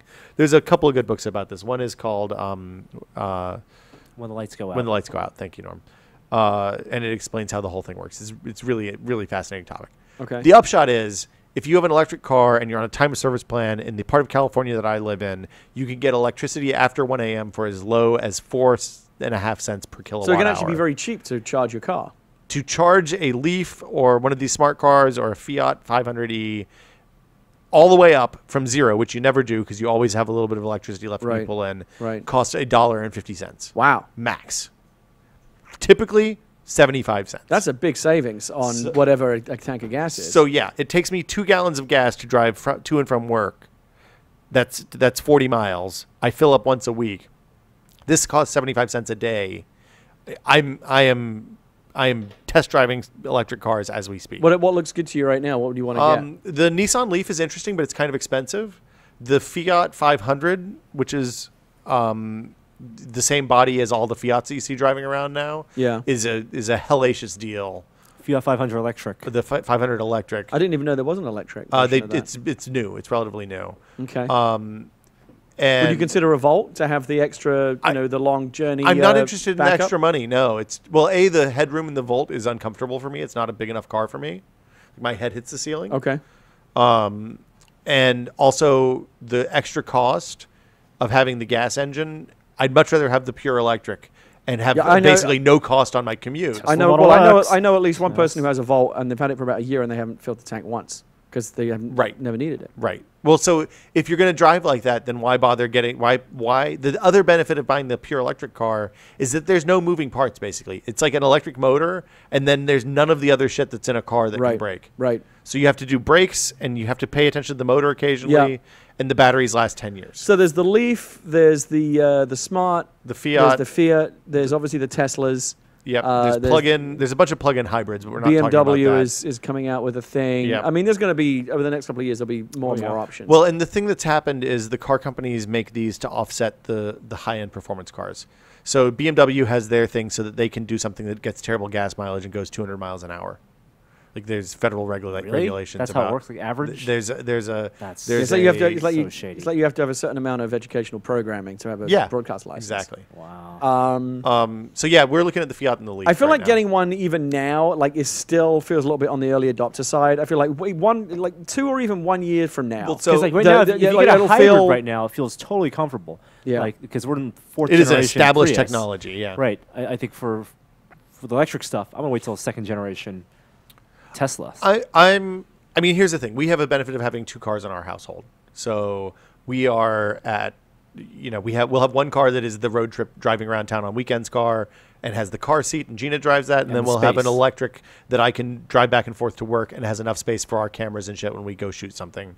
I don't know if that Fiat's gonna have enough space. Looking at the back seat and the trunk are enough to carry a camera bag and a couple of lights. Might break your streak of never buying new cars. Is this smart car video up already? It is. It went up today. I'm going to check it out. The benefit of paying 75 cents a day to drive to and from work is like public transportation can't compete with that. Nothing I do can compete with that. I mean, I could ride a bicycle, but that takes 2 hours, and I have to go up an enormous hill and probably risk death. Pretty sweaty too. Real sweaty. We don't have a shower here. So yeah, if people have feedback. I know we have a couple of listeners who have Leafs and have had good luck with them. I think the Tesla is really interesting, but I'm not a $70,000 car guy. I'm not going to spend that's the high end on a car. And that's the mid-range. That's for the cheapo that doesn't go very far. 50,000s for the cheapo. 70. I don't think they have the 50,000 one anymore. It's like 55. Okay. I think I'm going to wait for the X because that's more my. You got to get in the pre-order right now. Oh God. I think I would just wait until they're Falcon Wing. I do like Falcon Wing. That means you can't get out of the car in the garage. I was going to say, is that a problem in tight parking spaces? It opens in. It doesn't actually go out. Oh, it's not Gull Wing. Well, no, it's not Gull. It's Falcon. It's sleeker. The door, it opens from the side, but they design it in a way so it doesn't push out. Okay. It folds in. All right. I'll look at that. Yeah. I'd be interested to hear what people think. It seems like, we're past the fad stage. It seems like this is going to stick around. And to be perfectly clear, I'm probably not going to buy one of these outright. I'm probably going to lease it for like 2 years and see how it goes. Yeah. I don't feel super confident about the technology at this point. Because buying Italian cars seems really dangerous. Is leasing one of those cars, the deals must be worse because the battery depreciates so much more, much quicker. The one thing that I'm having trouble locking anyone down on that I've talked to so far is what the mileage is on these cars. My hunch is that it's 200 times the max mileage that you can drive on one charge, plus say 30 or 40%. Because if they're selling them as commuters, that's the number of days people commute. I don't know what the specifics on the leases are yet. I haven't gotten that far with anything, and I haven't driven the Fiat yet, so I don't know what the story is with that. Chromecast. We didn't talk about this yet, really. We talked about it a little bit. We had. Did we talk about it 2 weeks ago? I want to say we're on this cusp of all these experimental technologies. In about 3 years, I'm just going to jump on all of them. I'm going to get LASIK, which I know is safe now. Get an extra car. How bad is your vision? It can always be better. Okay. Better in 2020.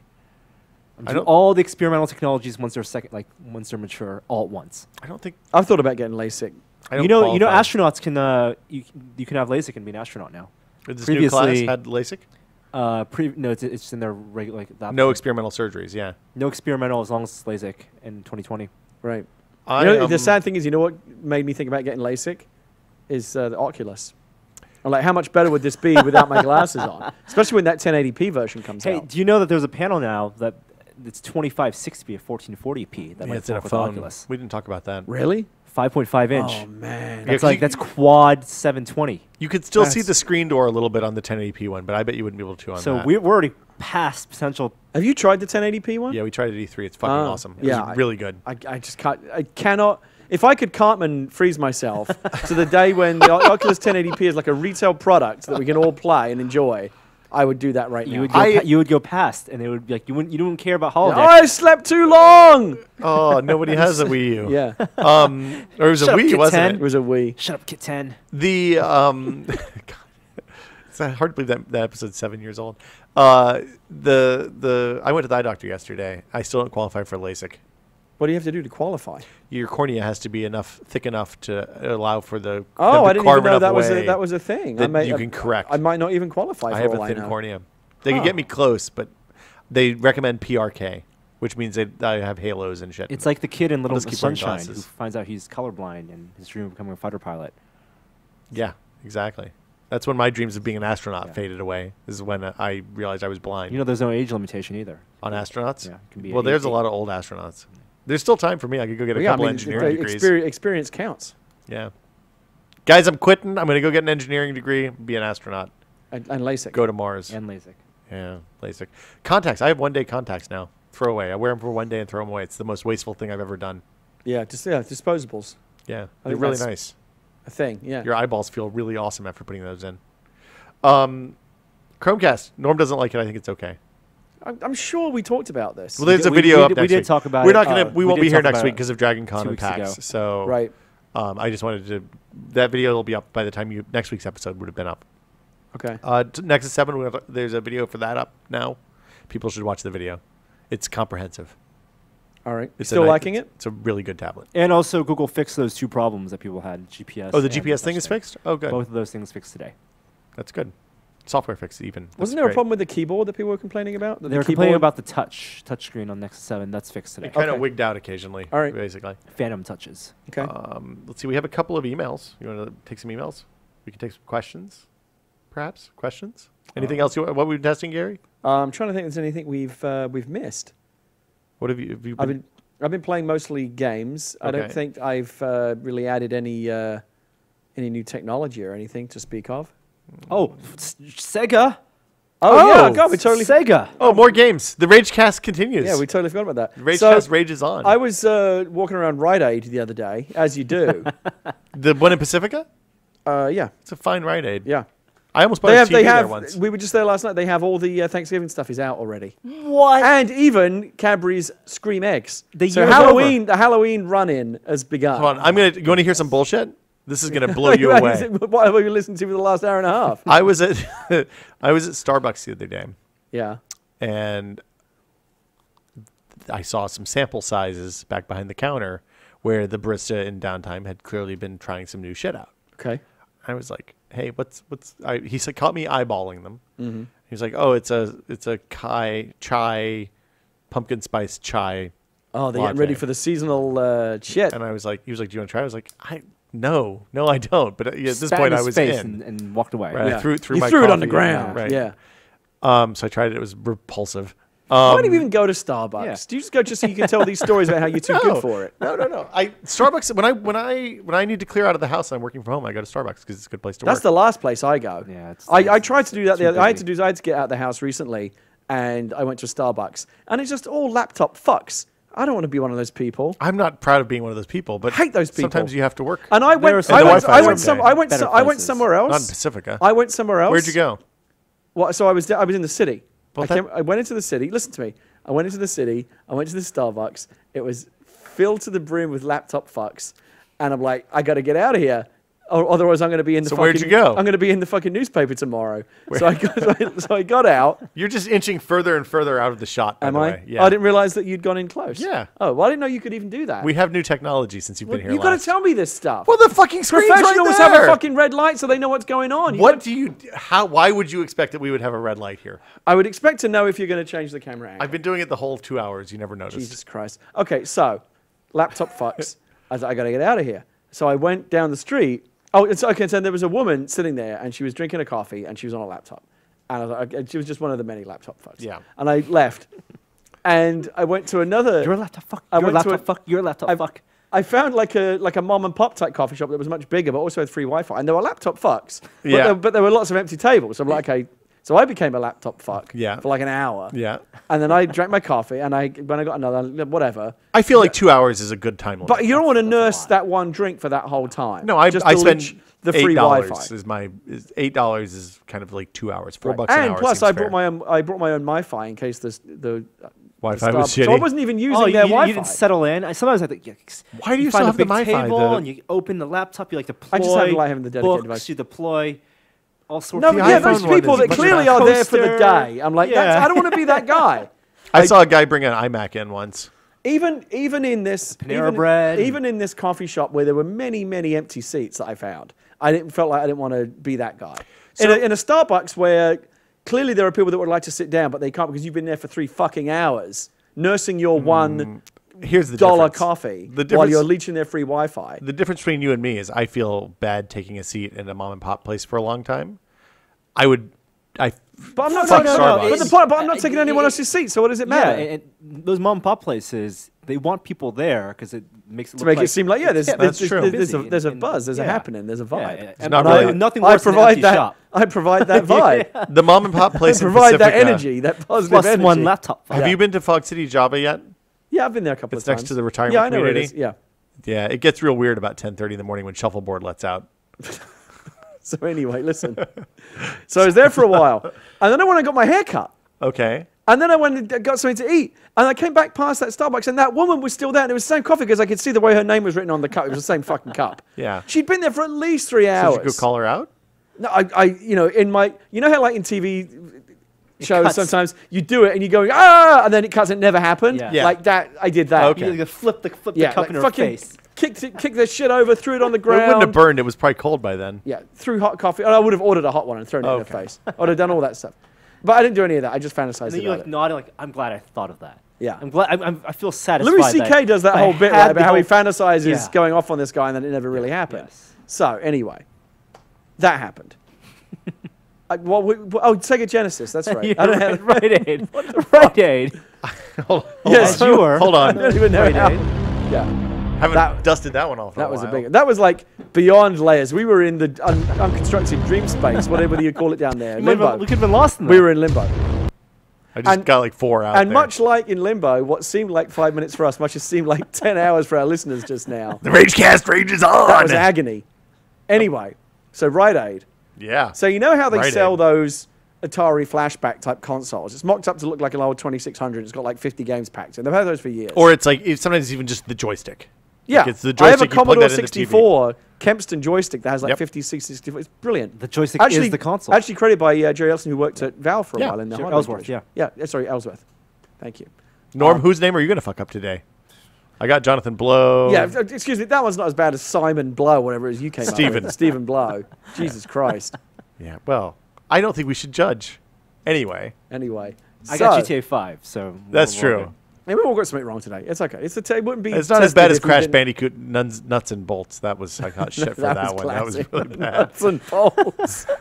Shit. Banjo Kazooie. You look at an old man talking about. video games. I remember back in the day. So listen.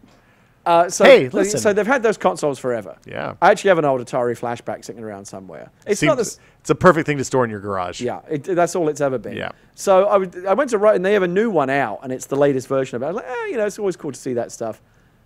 Next to it, they had the same thing, and I guess this is relatively new, but it's a Sega Genesis. Yeah. 80 games on there for $39.99. That's I'm a lot like, of games. with wireless controllers, and I'm like, you know what? $40. It's like 2 nugs a game. I feel like that's got to be done. Yeah. Does it have? Is it all Sega games? A lot of them are official Sega games. So it's like Sonic. There's no like EA games or anything on there. There are some third-party titles. But it has a I can't port for the imagine- cartridge for the Genesis cartridge. If you want to. Oh, play so it. you can plug Genesis cartridges in? It has a slot you can put real Genesis cartridges in it, and it has controller ports you can put real Genesis controllers in it. And it's a real licensed thing? It's a real licensed Sega. Yeah, thing. Sega's got Sonic on the front and everything. But the controllers that came with it comes with 2 wireless controllers. Right, so we'll get to that. Are they the 6-button or the 4 or the 3-button? Six button. Huh. So I bought it.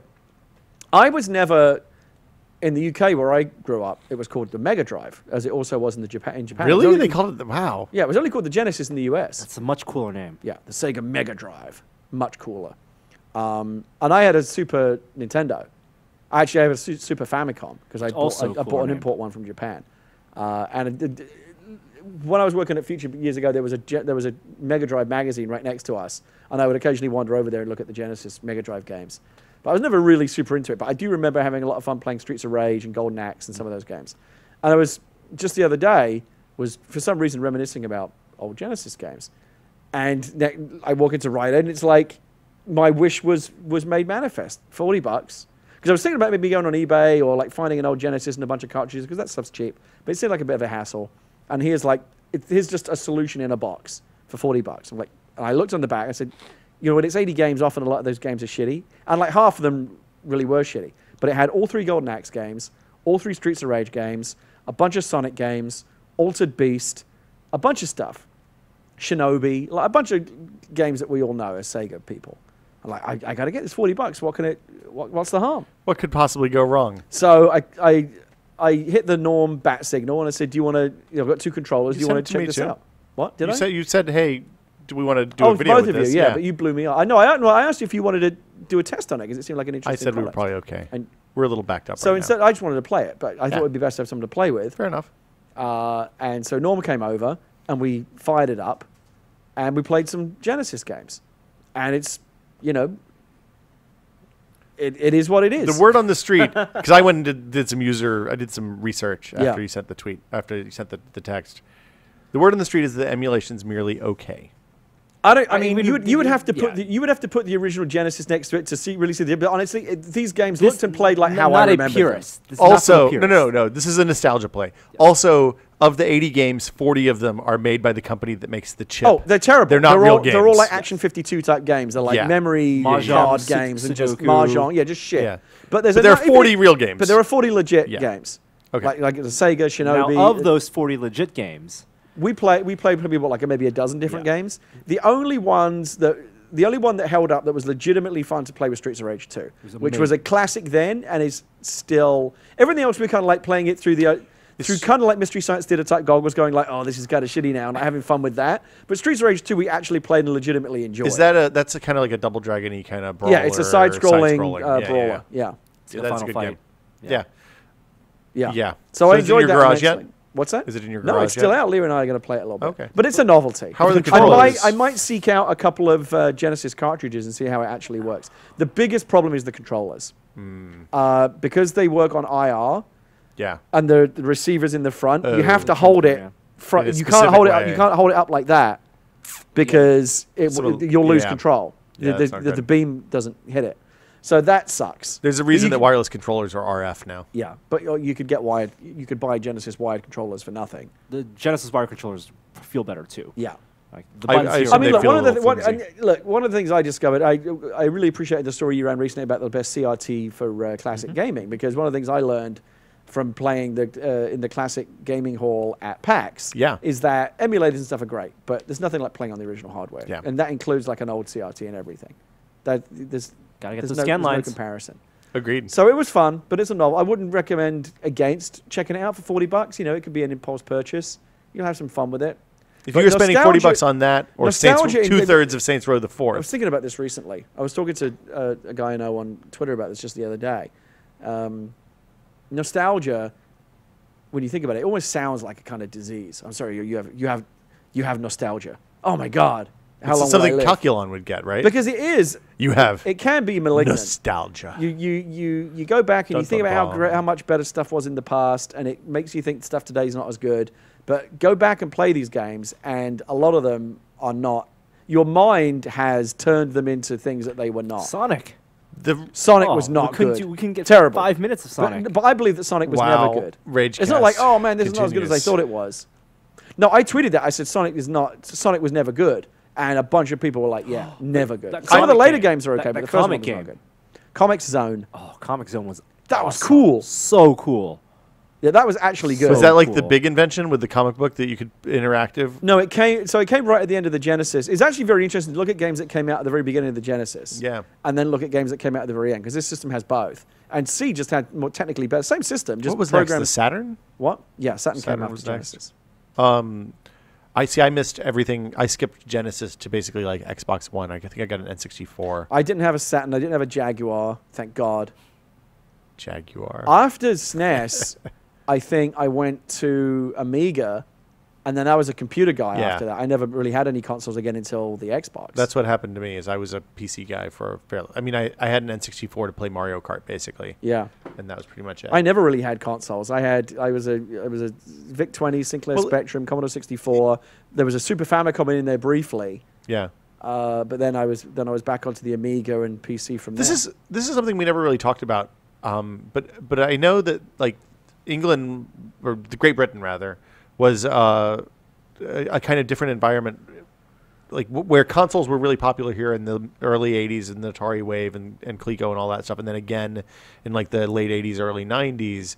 You guys kind of got into real computers a lot earlier. Well, there were and a in number of broader differences. Yeah, it kind was of more way. computer based. And even there was differences. Like where the Apple II, I think, was more popular here. The Commodore 64 was our version of that and was more Yeah. popular there. The Sinclair Spectrum was a revolutionary system in the UK. I don't know if it ever really made any inroads in the US at all. Nobody ever only weird people. had those. Hardcore like computer nerds know about the Sinclair products, but Yeah. it was very much a European thing. Huge in Europe. But I think that affected how like a lot of the early programmers that were building like a lot of the early games, like the stuff from Rare and Molyneux and all those were coming out of England. I mean, and we you had more the programmers. we per had the capita. NES and the Master System and Still stuff more like that. It just programmers. wasn't Yeah. as big a deal. People were playing their Spectrums and Commodore 64s. Yeah. And then by the time we got to the Super Nintendo and the Mega Drive, stroke Genesis, those were popular. Consoles started to become really popular at that point. Mm-hmm. But again, we had a bit of a flip in the UK. The Genesis was more popular than the Super Nintendo, and I think in the Figures. US it was reversed. Figures. Yeah, we like to do things differently. Is that More it? culture. So it was a fun experience, but I generally caution people against nostalgia. You think that it's gonna transport you back to this mystical place of your childhood, and all you really do is go, oh my god, this is what we played. This is terrible. The exception are like the 4 episodes of the G.I. Joe cartoon that are really good. Yeah, and there are some games that do, like I said, Streets of there are plenty of like. It's still fun to go back and play Space Invaders. It Pitfall. is. I don't like Space Invaders. Tetris will never get old. Galaga. Tetris is Pitfall. immortal.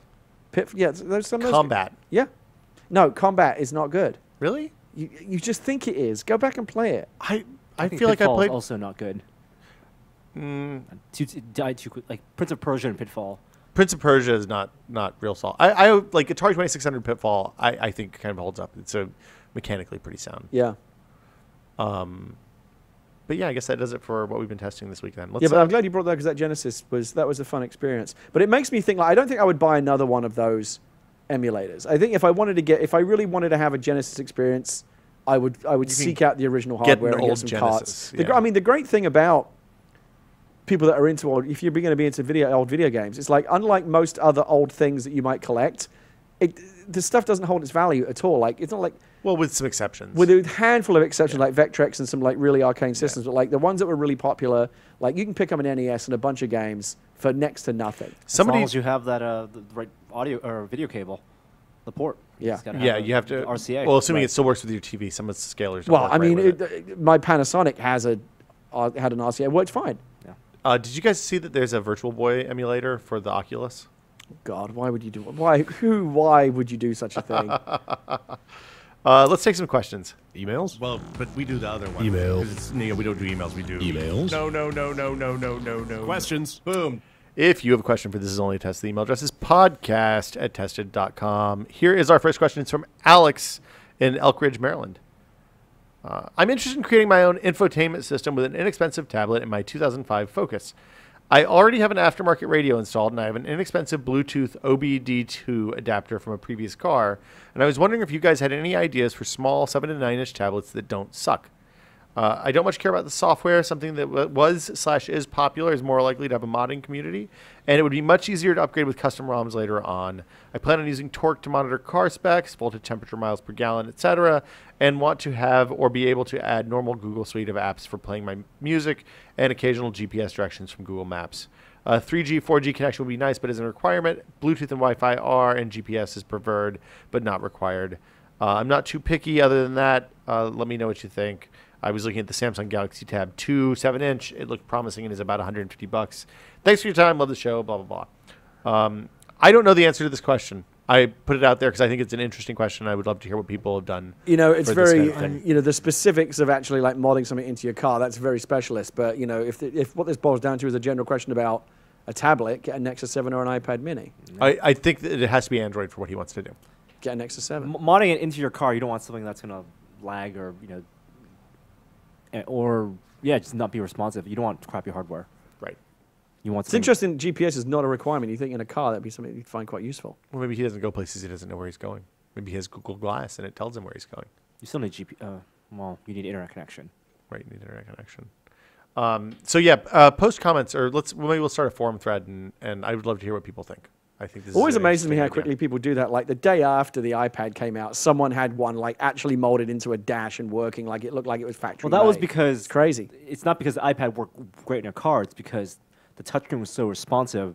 They wanted something that had that kind of responsive touchscreen. Yes, but what I'm saying is there was hardcore people out there that would just do it just because Yes. they can. It's Just something because that- they can. Yeah, Yeah. they just want to do it. I mean, it speaks more to how bad touchscreen interfaces and dashboard interfaces are in cars these Oh, they're days. terrible. Well, that's why I'm excited about iOS 7 in the car. That's a big feature that Apple's rolling out. And I typically have driven Ford vehicles, but I don't think I would get another Ford, partly because they already have their big deal with Microsoft Sync. I would like the idea of having the full iOS. I'm probably going to stick with iPhone. I mean, unless Apple totally dropped the ball and I go, oh shit, I better get an HTC One, I'll probably stick with Apple, and I would want a car that would make the best use of that. We had a really bad experience with that sync stuff in the my I don't think it's good at all. I've used it. in the modern ones. It was really bad. Yeah. Reboot that car. Yeah, I had to pull over at one point so I could change the air conditioning. Sucked. That's it for questions. A lot of people wrote in to say that we should start watching Doctor Who with Blink, which is in season 3 of the new series. I have not watched. Oh that. yeah, I saw that. Interesting. First of all, I was very pleased and gratified to see that in the comments. You did after a the good last job. pod, but most people thought I did an okay job describing Doctor Who. Yes. Which, you know, I'm glad to hear that, because as a Brit, It's a hard thing to do. I would have felt I would have let the side down if I hadn't at least covered the Well, I don't know bases. what the equivalent is for U.S. audiences. Like Letting the side down. no, for like a pop culture thing that we're supposed to know about. Well, we and- export pop culture, so Yeah, we it's import. like you really need to No, we explain export. to other Yeah, so, countries yeah. what this American thing is, because they probably have it. yeah. I guess it would be Friends or Seinfeld. But every Cheers. country on Everyone Earth has yeah. that. Yeah. Like, Yeah. it'd be hard to imagine finding somebody you have to explain Seinfeld And to. what is a uniquely American experience that is not exported? Football, American NFL football. Yeah. You know, something like any American sport. really. Basketball, Yeah. baseball. Yeah, Baseball any- makes no it's sense at pretty all. much any But American a sport. lot of people play baseball, actually. Yeah. Anyway, And sorry. it is Gary. the World Series. Right.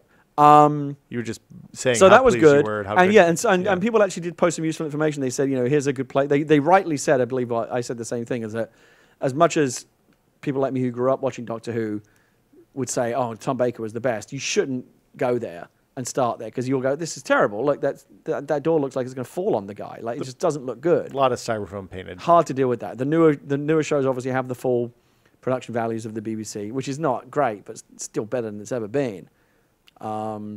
And It's no Downton Abbey. but they pointed out, well, that's not BBC. Oh, really? No. A lot of people. PBS, though. It's interesting. A lot of people make that mistake. They think that because Downton Abbey is British and classy, that it must have come from the BBC. But it's actually an ITV show. I thought it was because it was on PBS. Because Well, I thought Masterpiece Classics were so, always okay. BBC shows. There's No, they BBC, ITV, but no, and they source Sky? that from different I don't places. fucking know that. There's big things? the multiple BBC channels. Okay. There's ITV, and Which there's is, what is ITV, like independent HBO? television. It's commercial based network broadcast television. So in the UK, BBC, there's no ads, right? That's right. Because it's all... You pay a license fee. Well, you're supposed to anyway. Yeah. And that's Why don't they just? Do you pay that every year? Or is it just when you get a new TV? You pay it every year. Really? Yeah. Like somebody comes to your door, it's like, hey, I need your TV money. Well, they do have. I don't know if they do anymore, but they used to have detector vans that would drive around and they could detect if you were not a license payer, but you got TV service at that address. They come knock on your door. How could they detect that?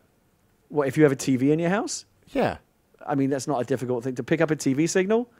Sometimes they just look for the antenna on the roof. It's not that difficult. Okay, so it's not like they have a suite of snoops. It's just like they're okay.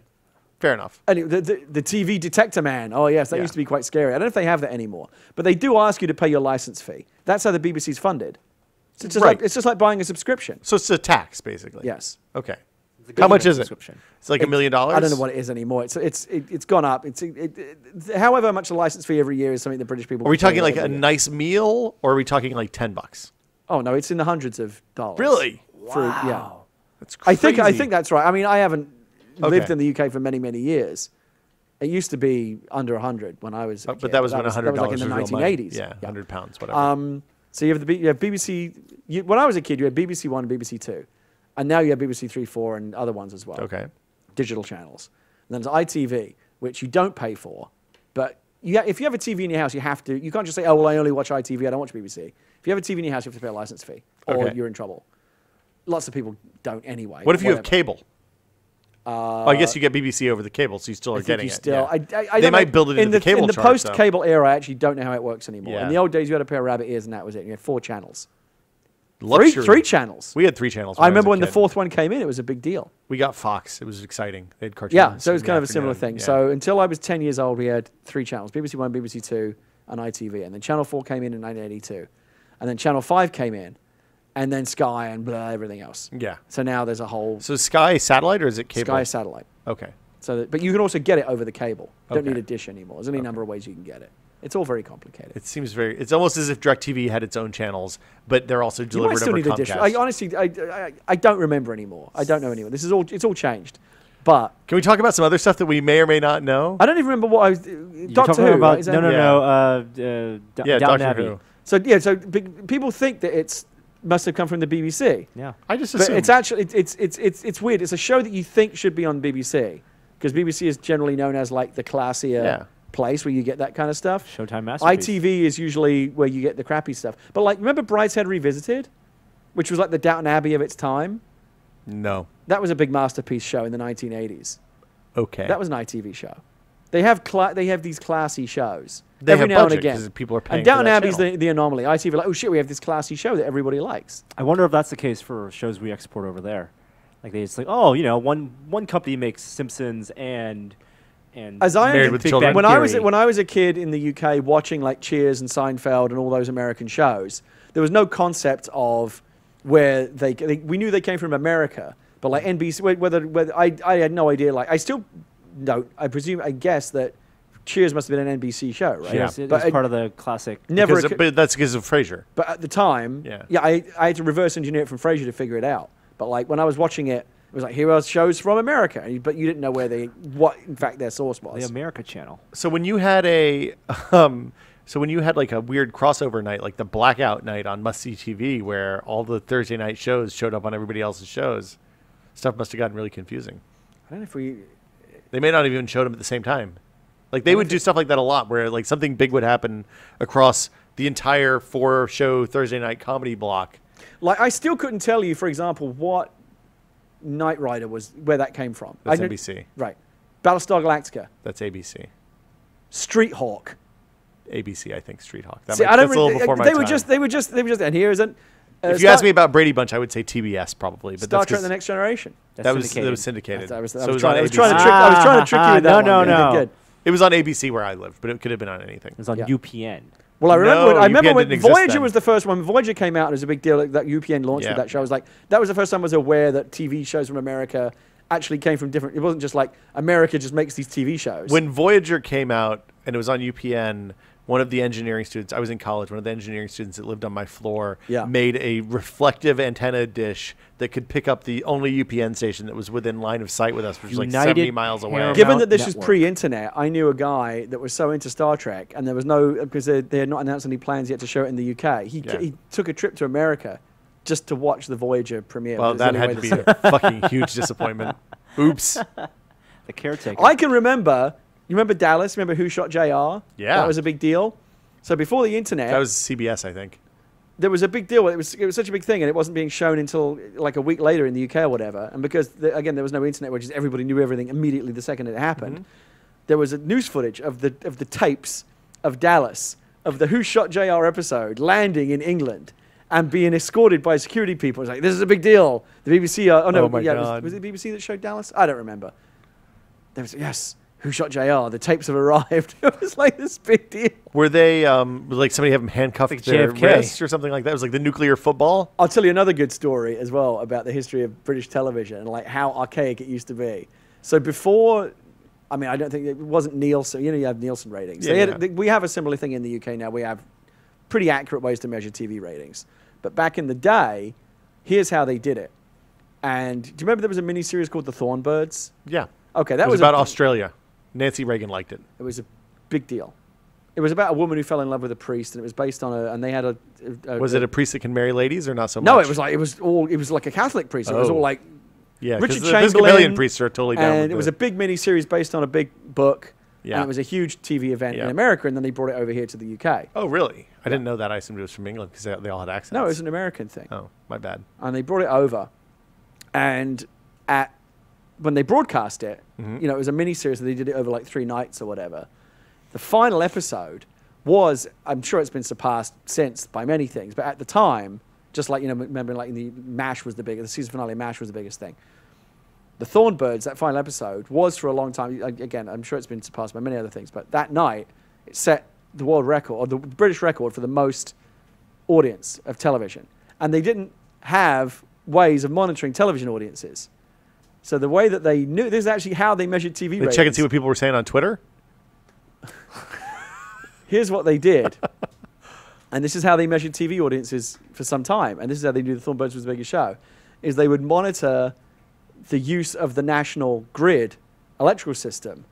And because after the episode, everybody would get up and go put the kettle on to make a cup of tea, that's how they knew they would see that more people are turning on their kettles to make tea. And it's 2 minutes after the Thornbirds ended. That's how we know how many people were watching the Thornbirds. terrible. No. Yes, that's a true story. That's like the Chicago toilet flush during the Super Bowl. You Well, know there about go. this, right? So it's very similar to that. At halftime during the Super Bowl, the Chicago septic system or water system was completely collapsed on like Super Bowl III because everybody got up and took a leak at the same time. Right. During halftime. You see it, the way that they could figure they used to be able to correlate spikes because of kettles being turned on with the commercial breaks of TV shows. They knew exactly that's when people were getting up and going to make a cup of tea. And there were only 4 channels, so it wasn't like there were only It was- 4 possibilities it of was what a show it much, could much be. simpler This landscape. is like big yeah, data. and only one that actually had commercials. Oh, right. Oh, yeah. It's like big data in the 80s.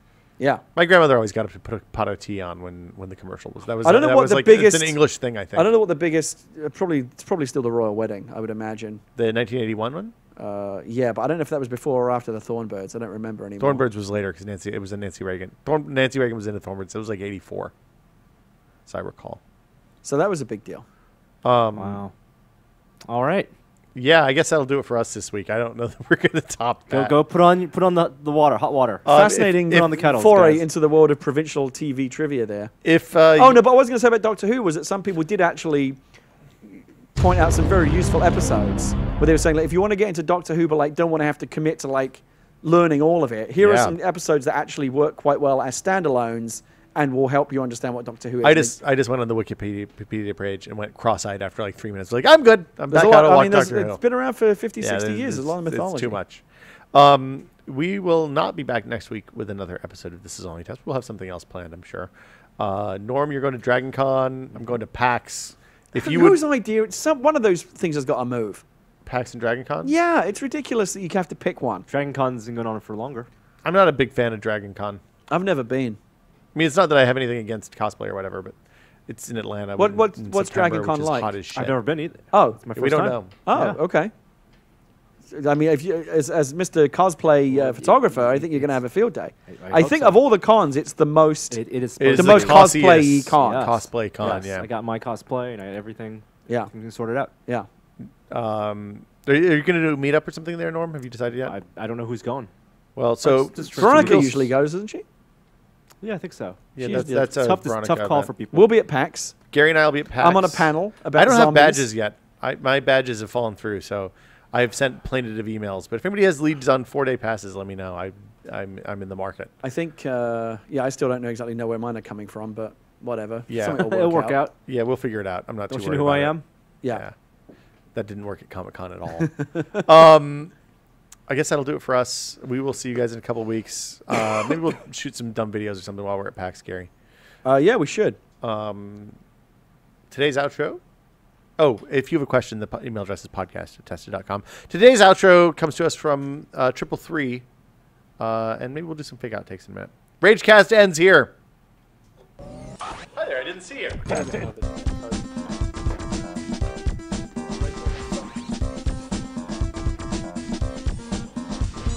Coming down the hill, it's really steep right here.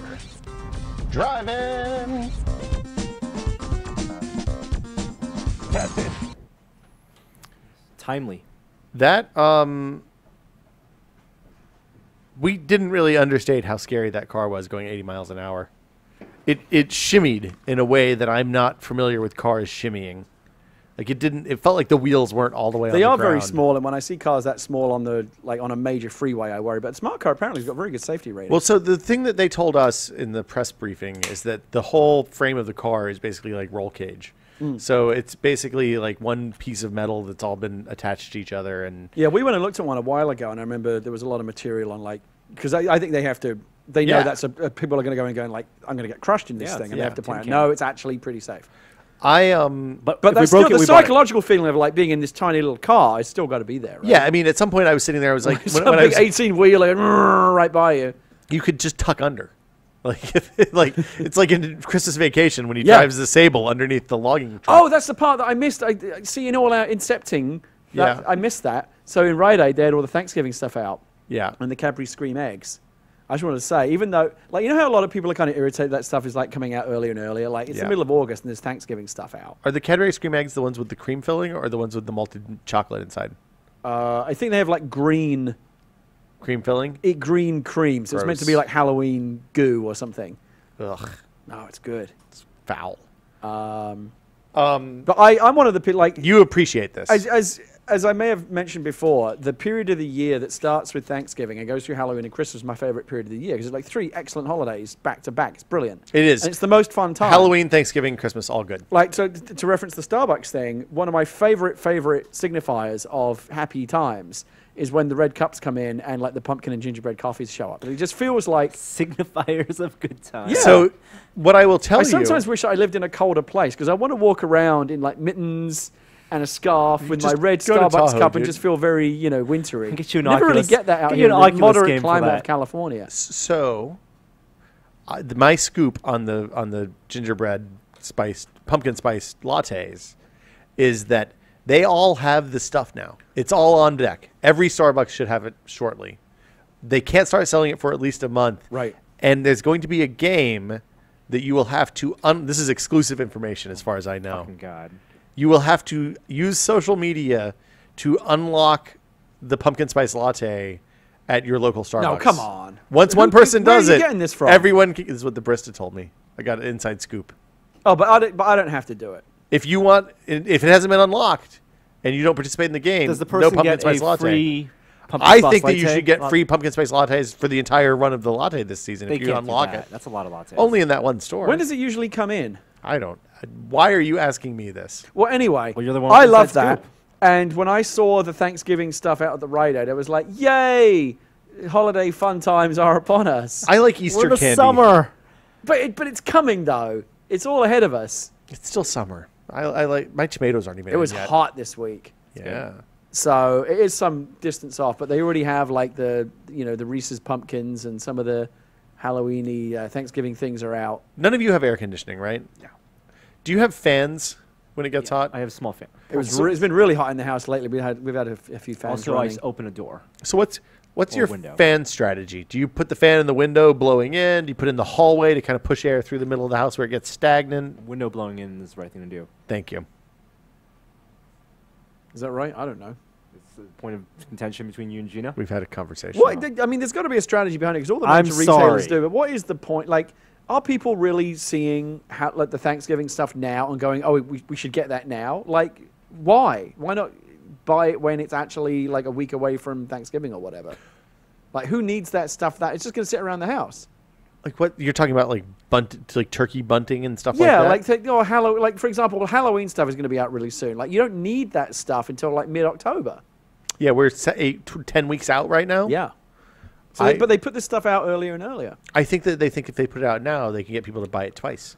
So you go in, you're like, oh, I should buy the Halloween stuff now. And then when you get closer, you're like, oh, I haven't bought the Halloween stuff. I should buy the Halloween Or stuff. you just go, oh, I can eat it now and buy some more later. It's Yeah. going to be a great Thanksgiving with all these new consoles. Yeah, consoles, a lot of babies around. Yeah. Busy time. Yeah. Well, the console and the babies, They're they countering don't each help other. each other. Yeah. No, they fight. Yeah. You can buy more Lego sets. No, because we have so much that's not even been built. There's Do more building.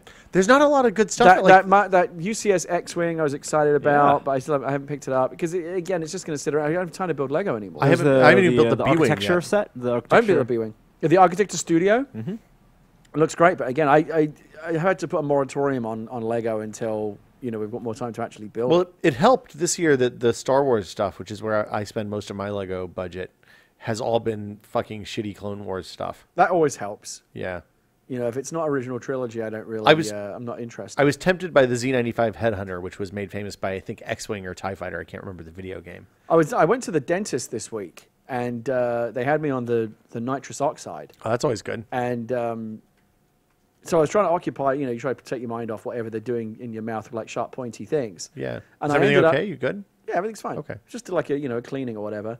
But I You ended get up- gassed for the cleaning? Well, it was they have to they really get in there. Okay. The deep clean. Yeah, Yeah, I don't like that. it's not fun. No. But they put me on this gas, and I was like, well away with the cartoon Happy. birds. Yeah. Yeah. And my mind was going, I wish I had my laptop because actually that would have been good. Like I would have written a bunch of stuff that on the gas would have seemed great, and then I would have looked at the next thing and I don't know what the fuck I was on about. Yeah, that's always bad. But what I remember for some reason thinking about Admiral Akbar, who's one of my favorite, probably my favorite non-major character in the Star Wars universe, and I ended up writing well, of course it's fake. He's not a real person, but I wrote a whole. Probably not what I'm sure there is an Are official you writing one. Star Wars slash? I wrote all this Admiral Akbar fan fiction in my head, and wrote I came up with a whole biography for him in his whole life. He has a really real bio. He has an He has official a bio. yeah. He's, No, he's of course part he of does. canon. But I wrote. I'm sure there's like Admiral Akbar novels and things. But I wrote my whole. I did my own one, which is probably better than what the official one they have. Oh man, there's a Battle of Hoth playset. I didn't know that. Oh, Has there's a bunch of those. speeder and Yeah, there's a bunch of those. You know what? I've decided that because I have not as much space now. I'm building fewer Lego. Yeah. Why do you have? But Okay. because I have all the Legos. Oh, take up so much space. they're okay. So You have cabinets. but I still want the good stuff, and what I'm finding is the good stuff is I'm buying the custom kits that people are making. Oh, like the The ones my on own eBay. creations. Those are good. Which one? What have you gotten lately? Anything good? They're still waiting for some stuff to come in. Okay. They're Are you gonna gonna show show show and tell it? Yeah. Okay, cool. What are you doing about these game consoles? Are you going to get either of them? No, You're not going to bother? I live with 5 people that all play games. Oh, so Norm is you just taking the leave it bet. to someone else. I have bought every single console that is in my house. 2 Xboxes, Yeah. 2 PS3s. Why do you have 2 Xboxes and 2 I had PS3s? I had the 360, and then I bought the Elite. on day one. So you can just sit back with confidence that someone else will buy these systems. And I'm not going to do it again because they use them and I don't use them, and so they can buy them. You bought the TV. I bought the TV. I bought Hold the on. couch. When you sit there, you're sitting on my couch, And Fenlon. that was like maybe a month, the first month in Okay. 2010. And I stopped caring. Yeah, because they've destroyed it all, right? You stop caring real quickly. Yeah. I couldn't live with that many people anymore. I kind of like.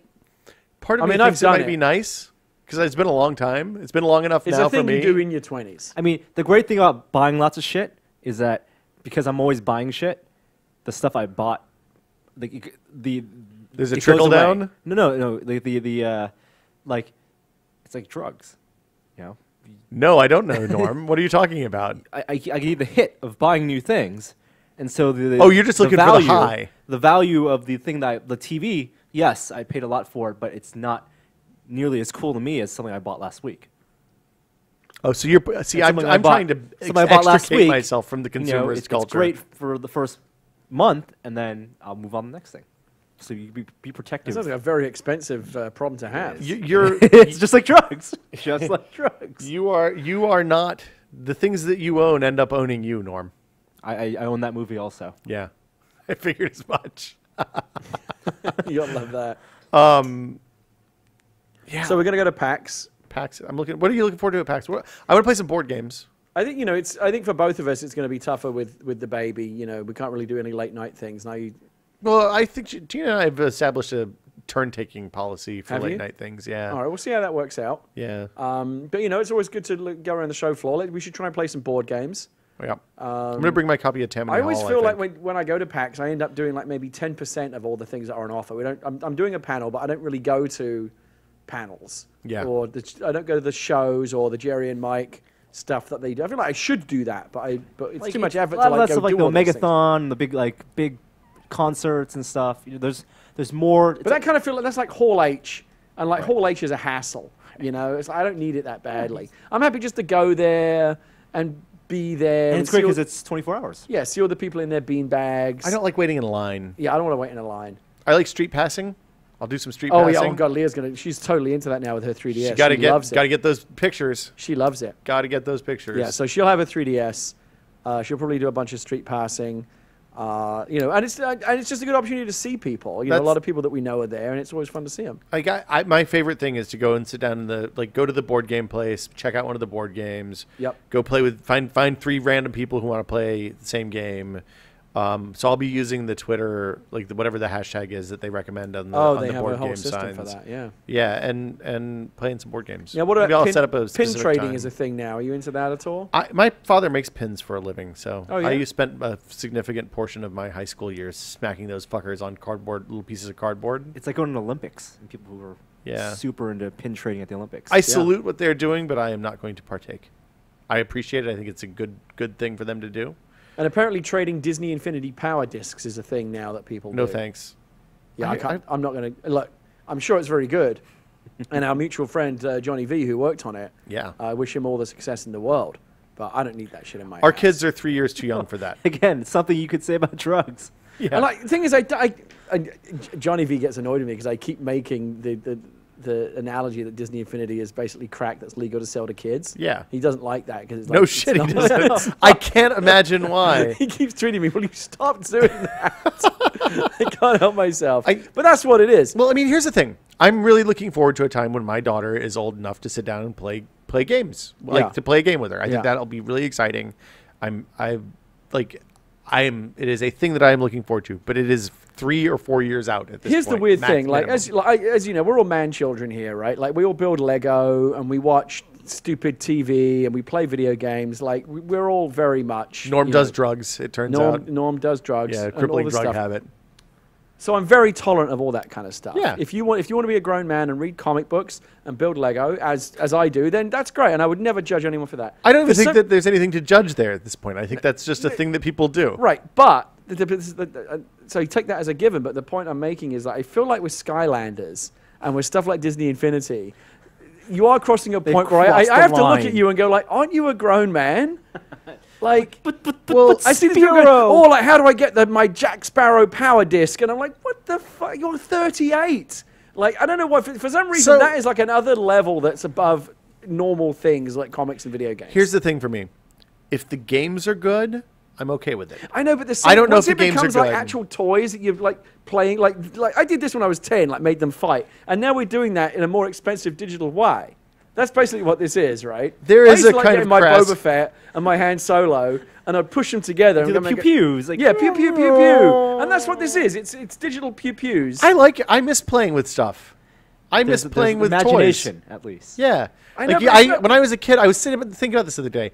I used to sit around and play with Star Wars stuff, and I had massive years-long storylines where like the Transformers crossed over into Star Wars and all sorts of crazy shit happened, and I can't remember any of it. Oh shit, dude! The stuff that I had when I was like 10. Yeah. I still that storyline is still ongoing.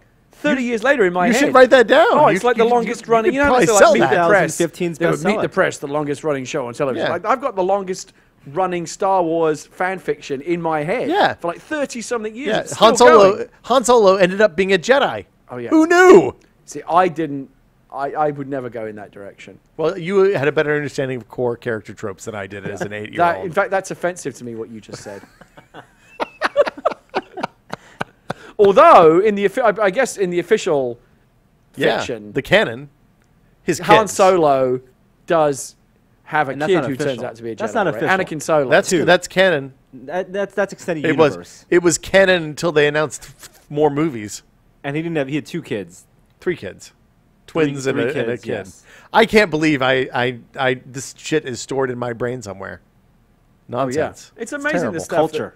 It's No. occasionally about just blows my mind the way that the brain works when something that you hadn't thought about for like 30, 40 years, it comes back and you go, shit, that's been sitting there that whole time. Well, it couldn't come up 40 years for me, but the other day I was having No, a I guess conversation 40 years with I'd just be Gina. like rolling around and shitting myself. Yeah, that's another 40 years. Yeah, that's 40 years from now. Yeah. Either direction. Yeah. The other day we were talking about something, and Gina just looked over at me with a disgust. It's like, I cannot believe that you know that. And it was What was something it? I wish I could remember. It was we were watching Big Brother. Okay. And I was like, oh yeah, it's the OTEV competition. And she was like, you fucking knew that? Really? This is terrible. And Yeah, what is that? I don't even know what that is. It's veto spelled backwards. So it's one of their signature challenges. You're both watching it. I mean, can she really judge you on this? Yeah, but I've devoted mental capacity to Oh, it. you I know, think you is know the more about failure. it. Okay. Yeah, I like watching that show because it's like what would happen if you took Survivor or a good reality show and put the people who are on the bottom 5% of the applicants in, like the dumbest, most racist. You know, Got to justify those it's terrible. six tuners in the TiVo. It's terrible. That'll do it for us this week, I guess. We'll see you guys at PAX and Dragon Con, respectively. Yeah, I want to meet people at PAX. I want to be trying to be social at PAX. So if Okay. you see me, you should come up and say hello. Don't hug. No. No hugs. Fist bumps. Yeah. Well, even fist bumps. Oh, Maybe no, we no, need to no. bring Yeah, back the bring it X.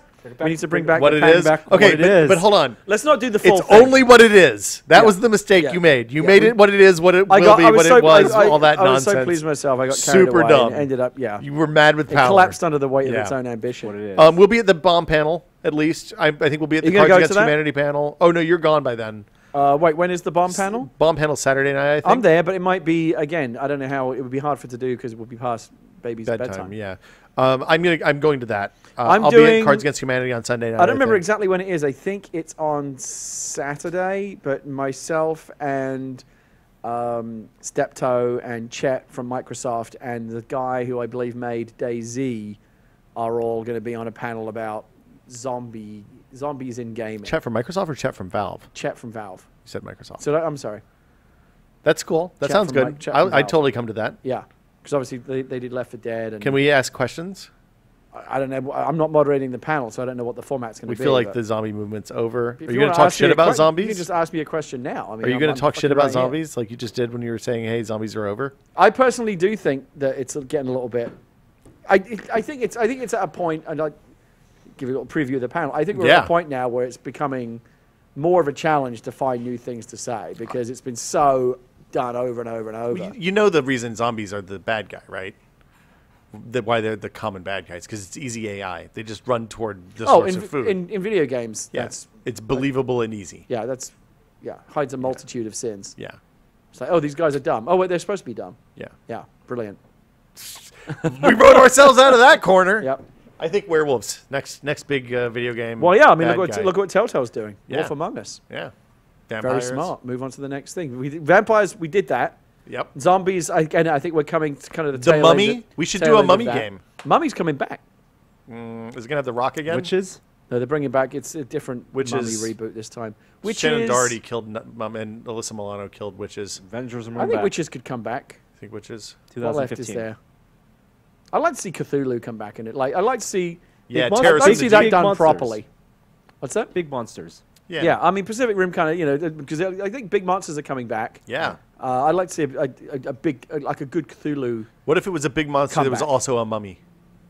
like It bursts out of the Great like a Pyramid at massive Giza Cthulhu, but like and wraps just in bandages. fucking tears through southern Europe on its way to. Massive Cthulhu wrap. It's like Babushka Megatron in Transformers 3, where he had Oh, Babushka Megatron, so bad. Oh, that's right. Yeah. What was the? But why, I never understood the Mummy. Like why that was scary. Because they're relentless. They never stop. They'll Well, always that's true. find That's you. true of any number of things, but like just a guy wrapped in bandages. It's like a doesn't seem smart scary to zombie me. that's indestructible, except for It was maybe scary fire. like back in the days of like those classic Universal movies, but Well, like yeah. that shit's not scary anymore. Well, I feel like all of the, if you think about like the classic Universal monsters from that period, like Dracula and Frankenstein, yeah. Wolfman. the Wolfman, you could update those and make them scary again. The What Mummy, were the other ones? You notice with the Mummy movies, they were very successful, but they did it in a way that wasn't all about being scary because Well, they they just- recognized that the Mummy's not scary. They just knocked off Indiana Jones. And, Yeah. and put a Again, put a 'cause knowing- supernatural villain. Looking at what they had, they're like, it's a Yeah. dude in fucking bandages. Like we got to go in a different direction, Yeah. guys. They were very smart about that. Well, Mummies also really capitalized on the Egyptology trend of the early part of the last century. Like that was really like when they found Tutankhamun's tomb. That Right, was that some was a big deal. shit. Yeah, now no And- one cares. And that happened in like what 1919 or something. So yeah, Thank you for Stargate. Yeah, no one cares about that now. thank goodness for Stargate. Okay, we'll see you guys next week.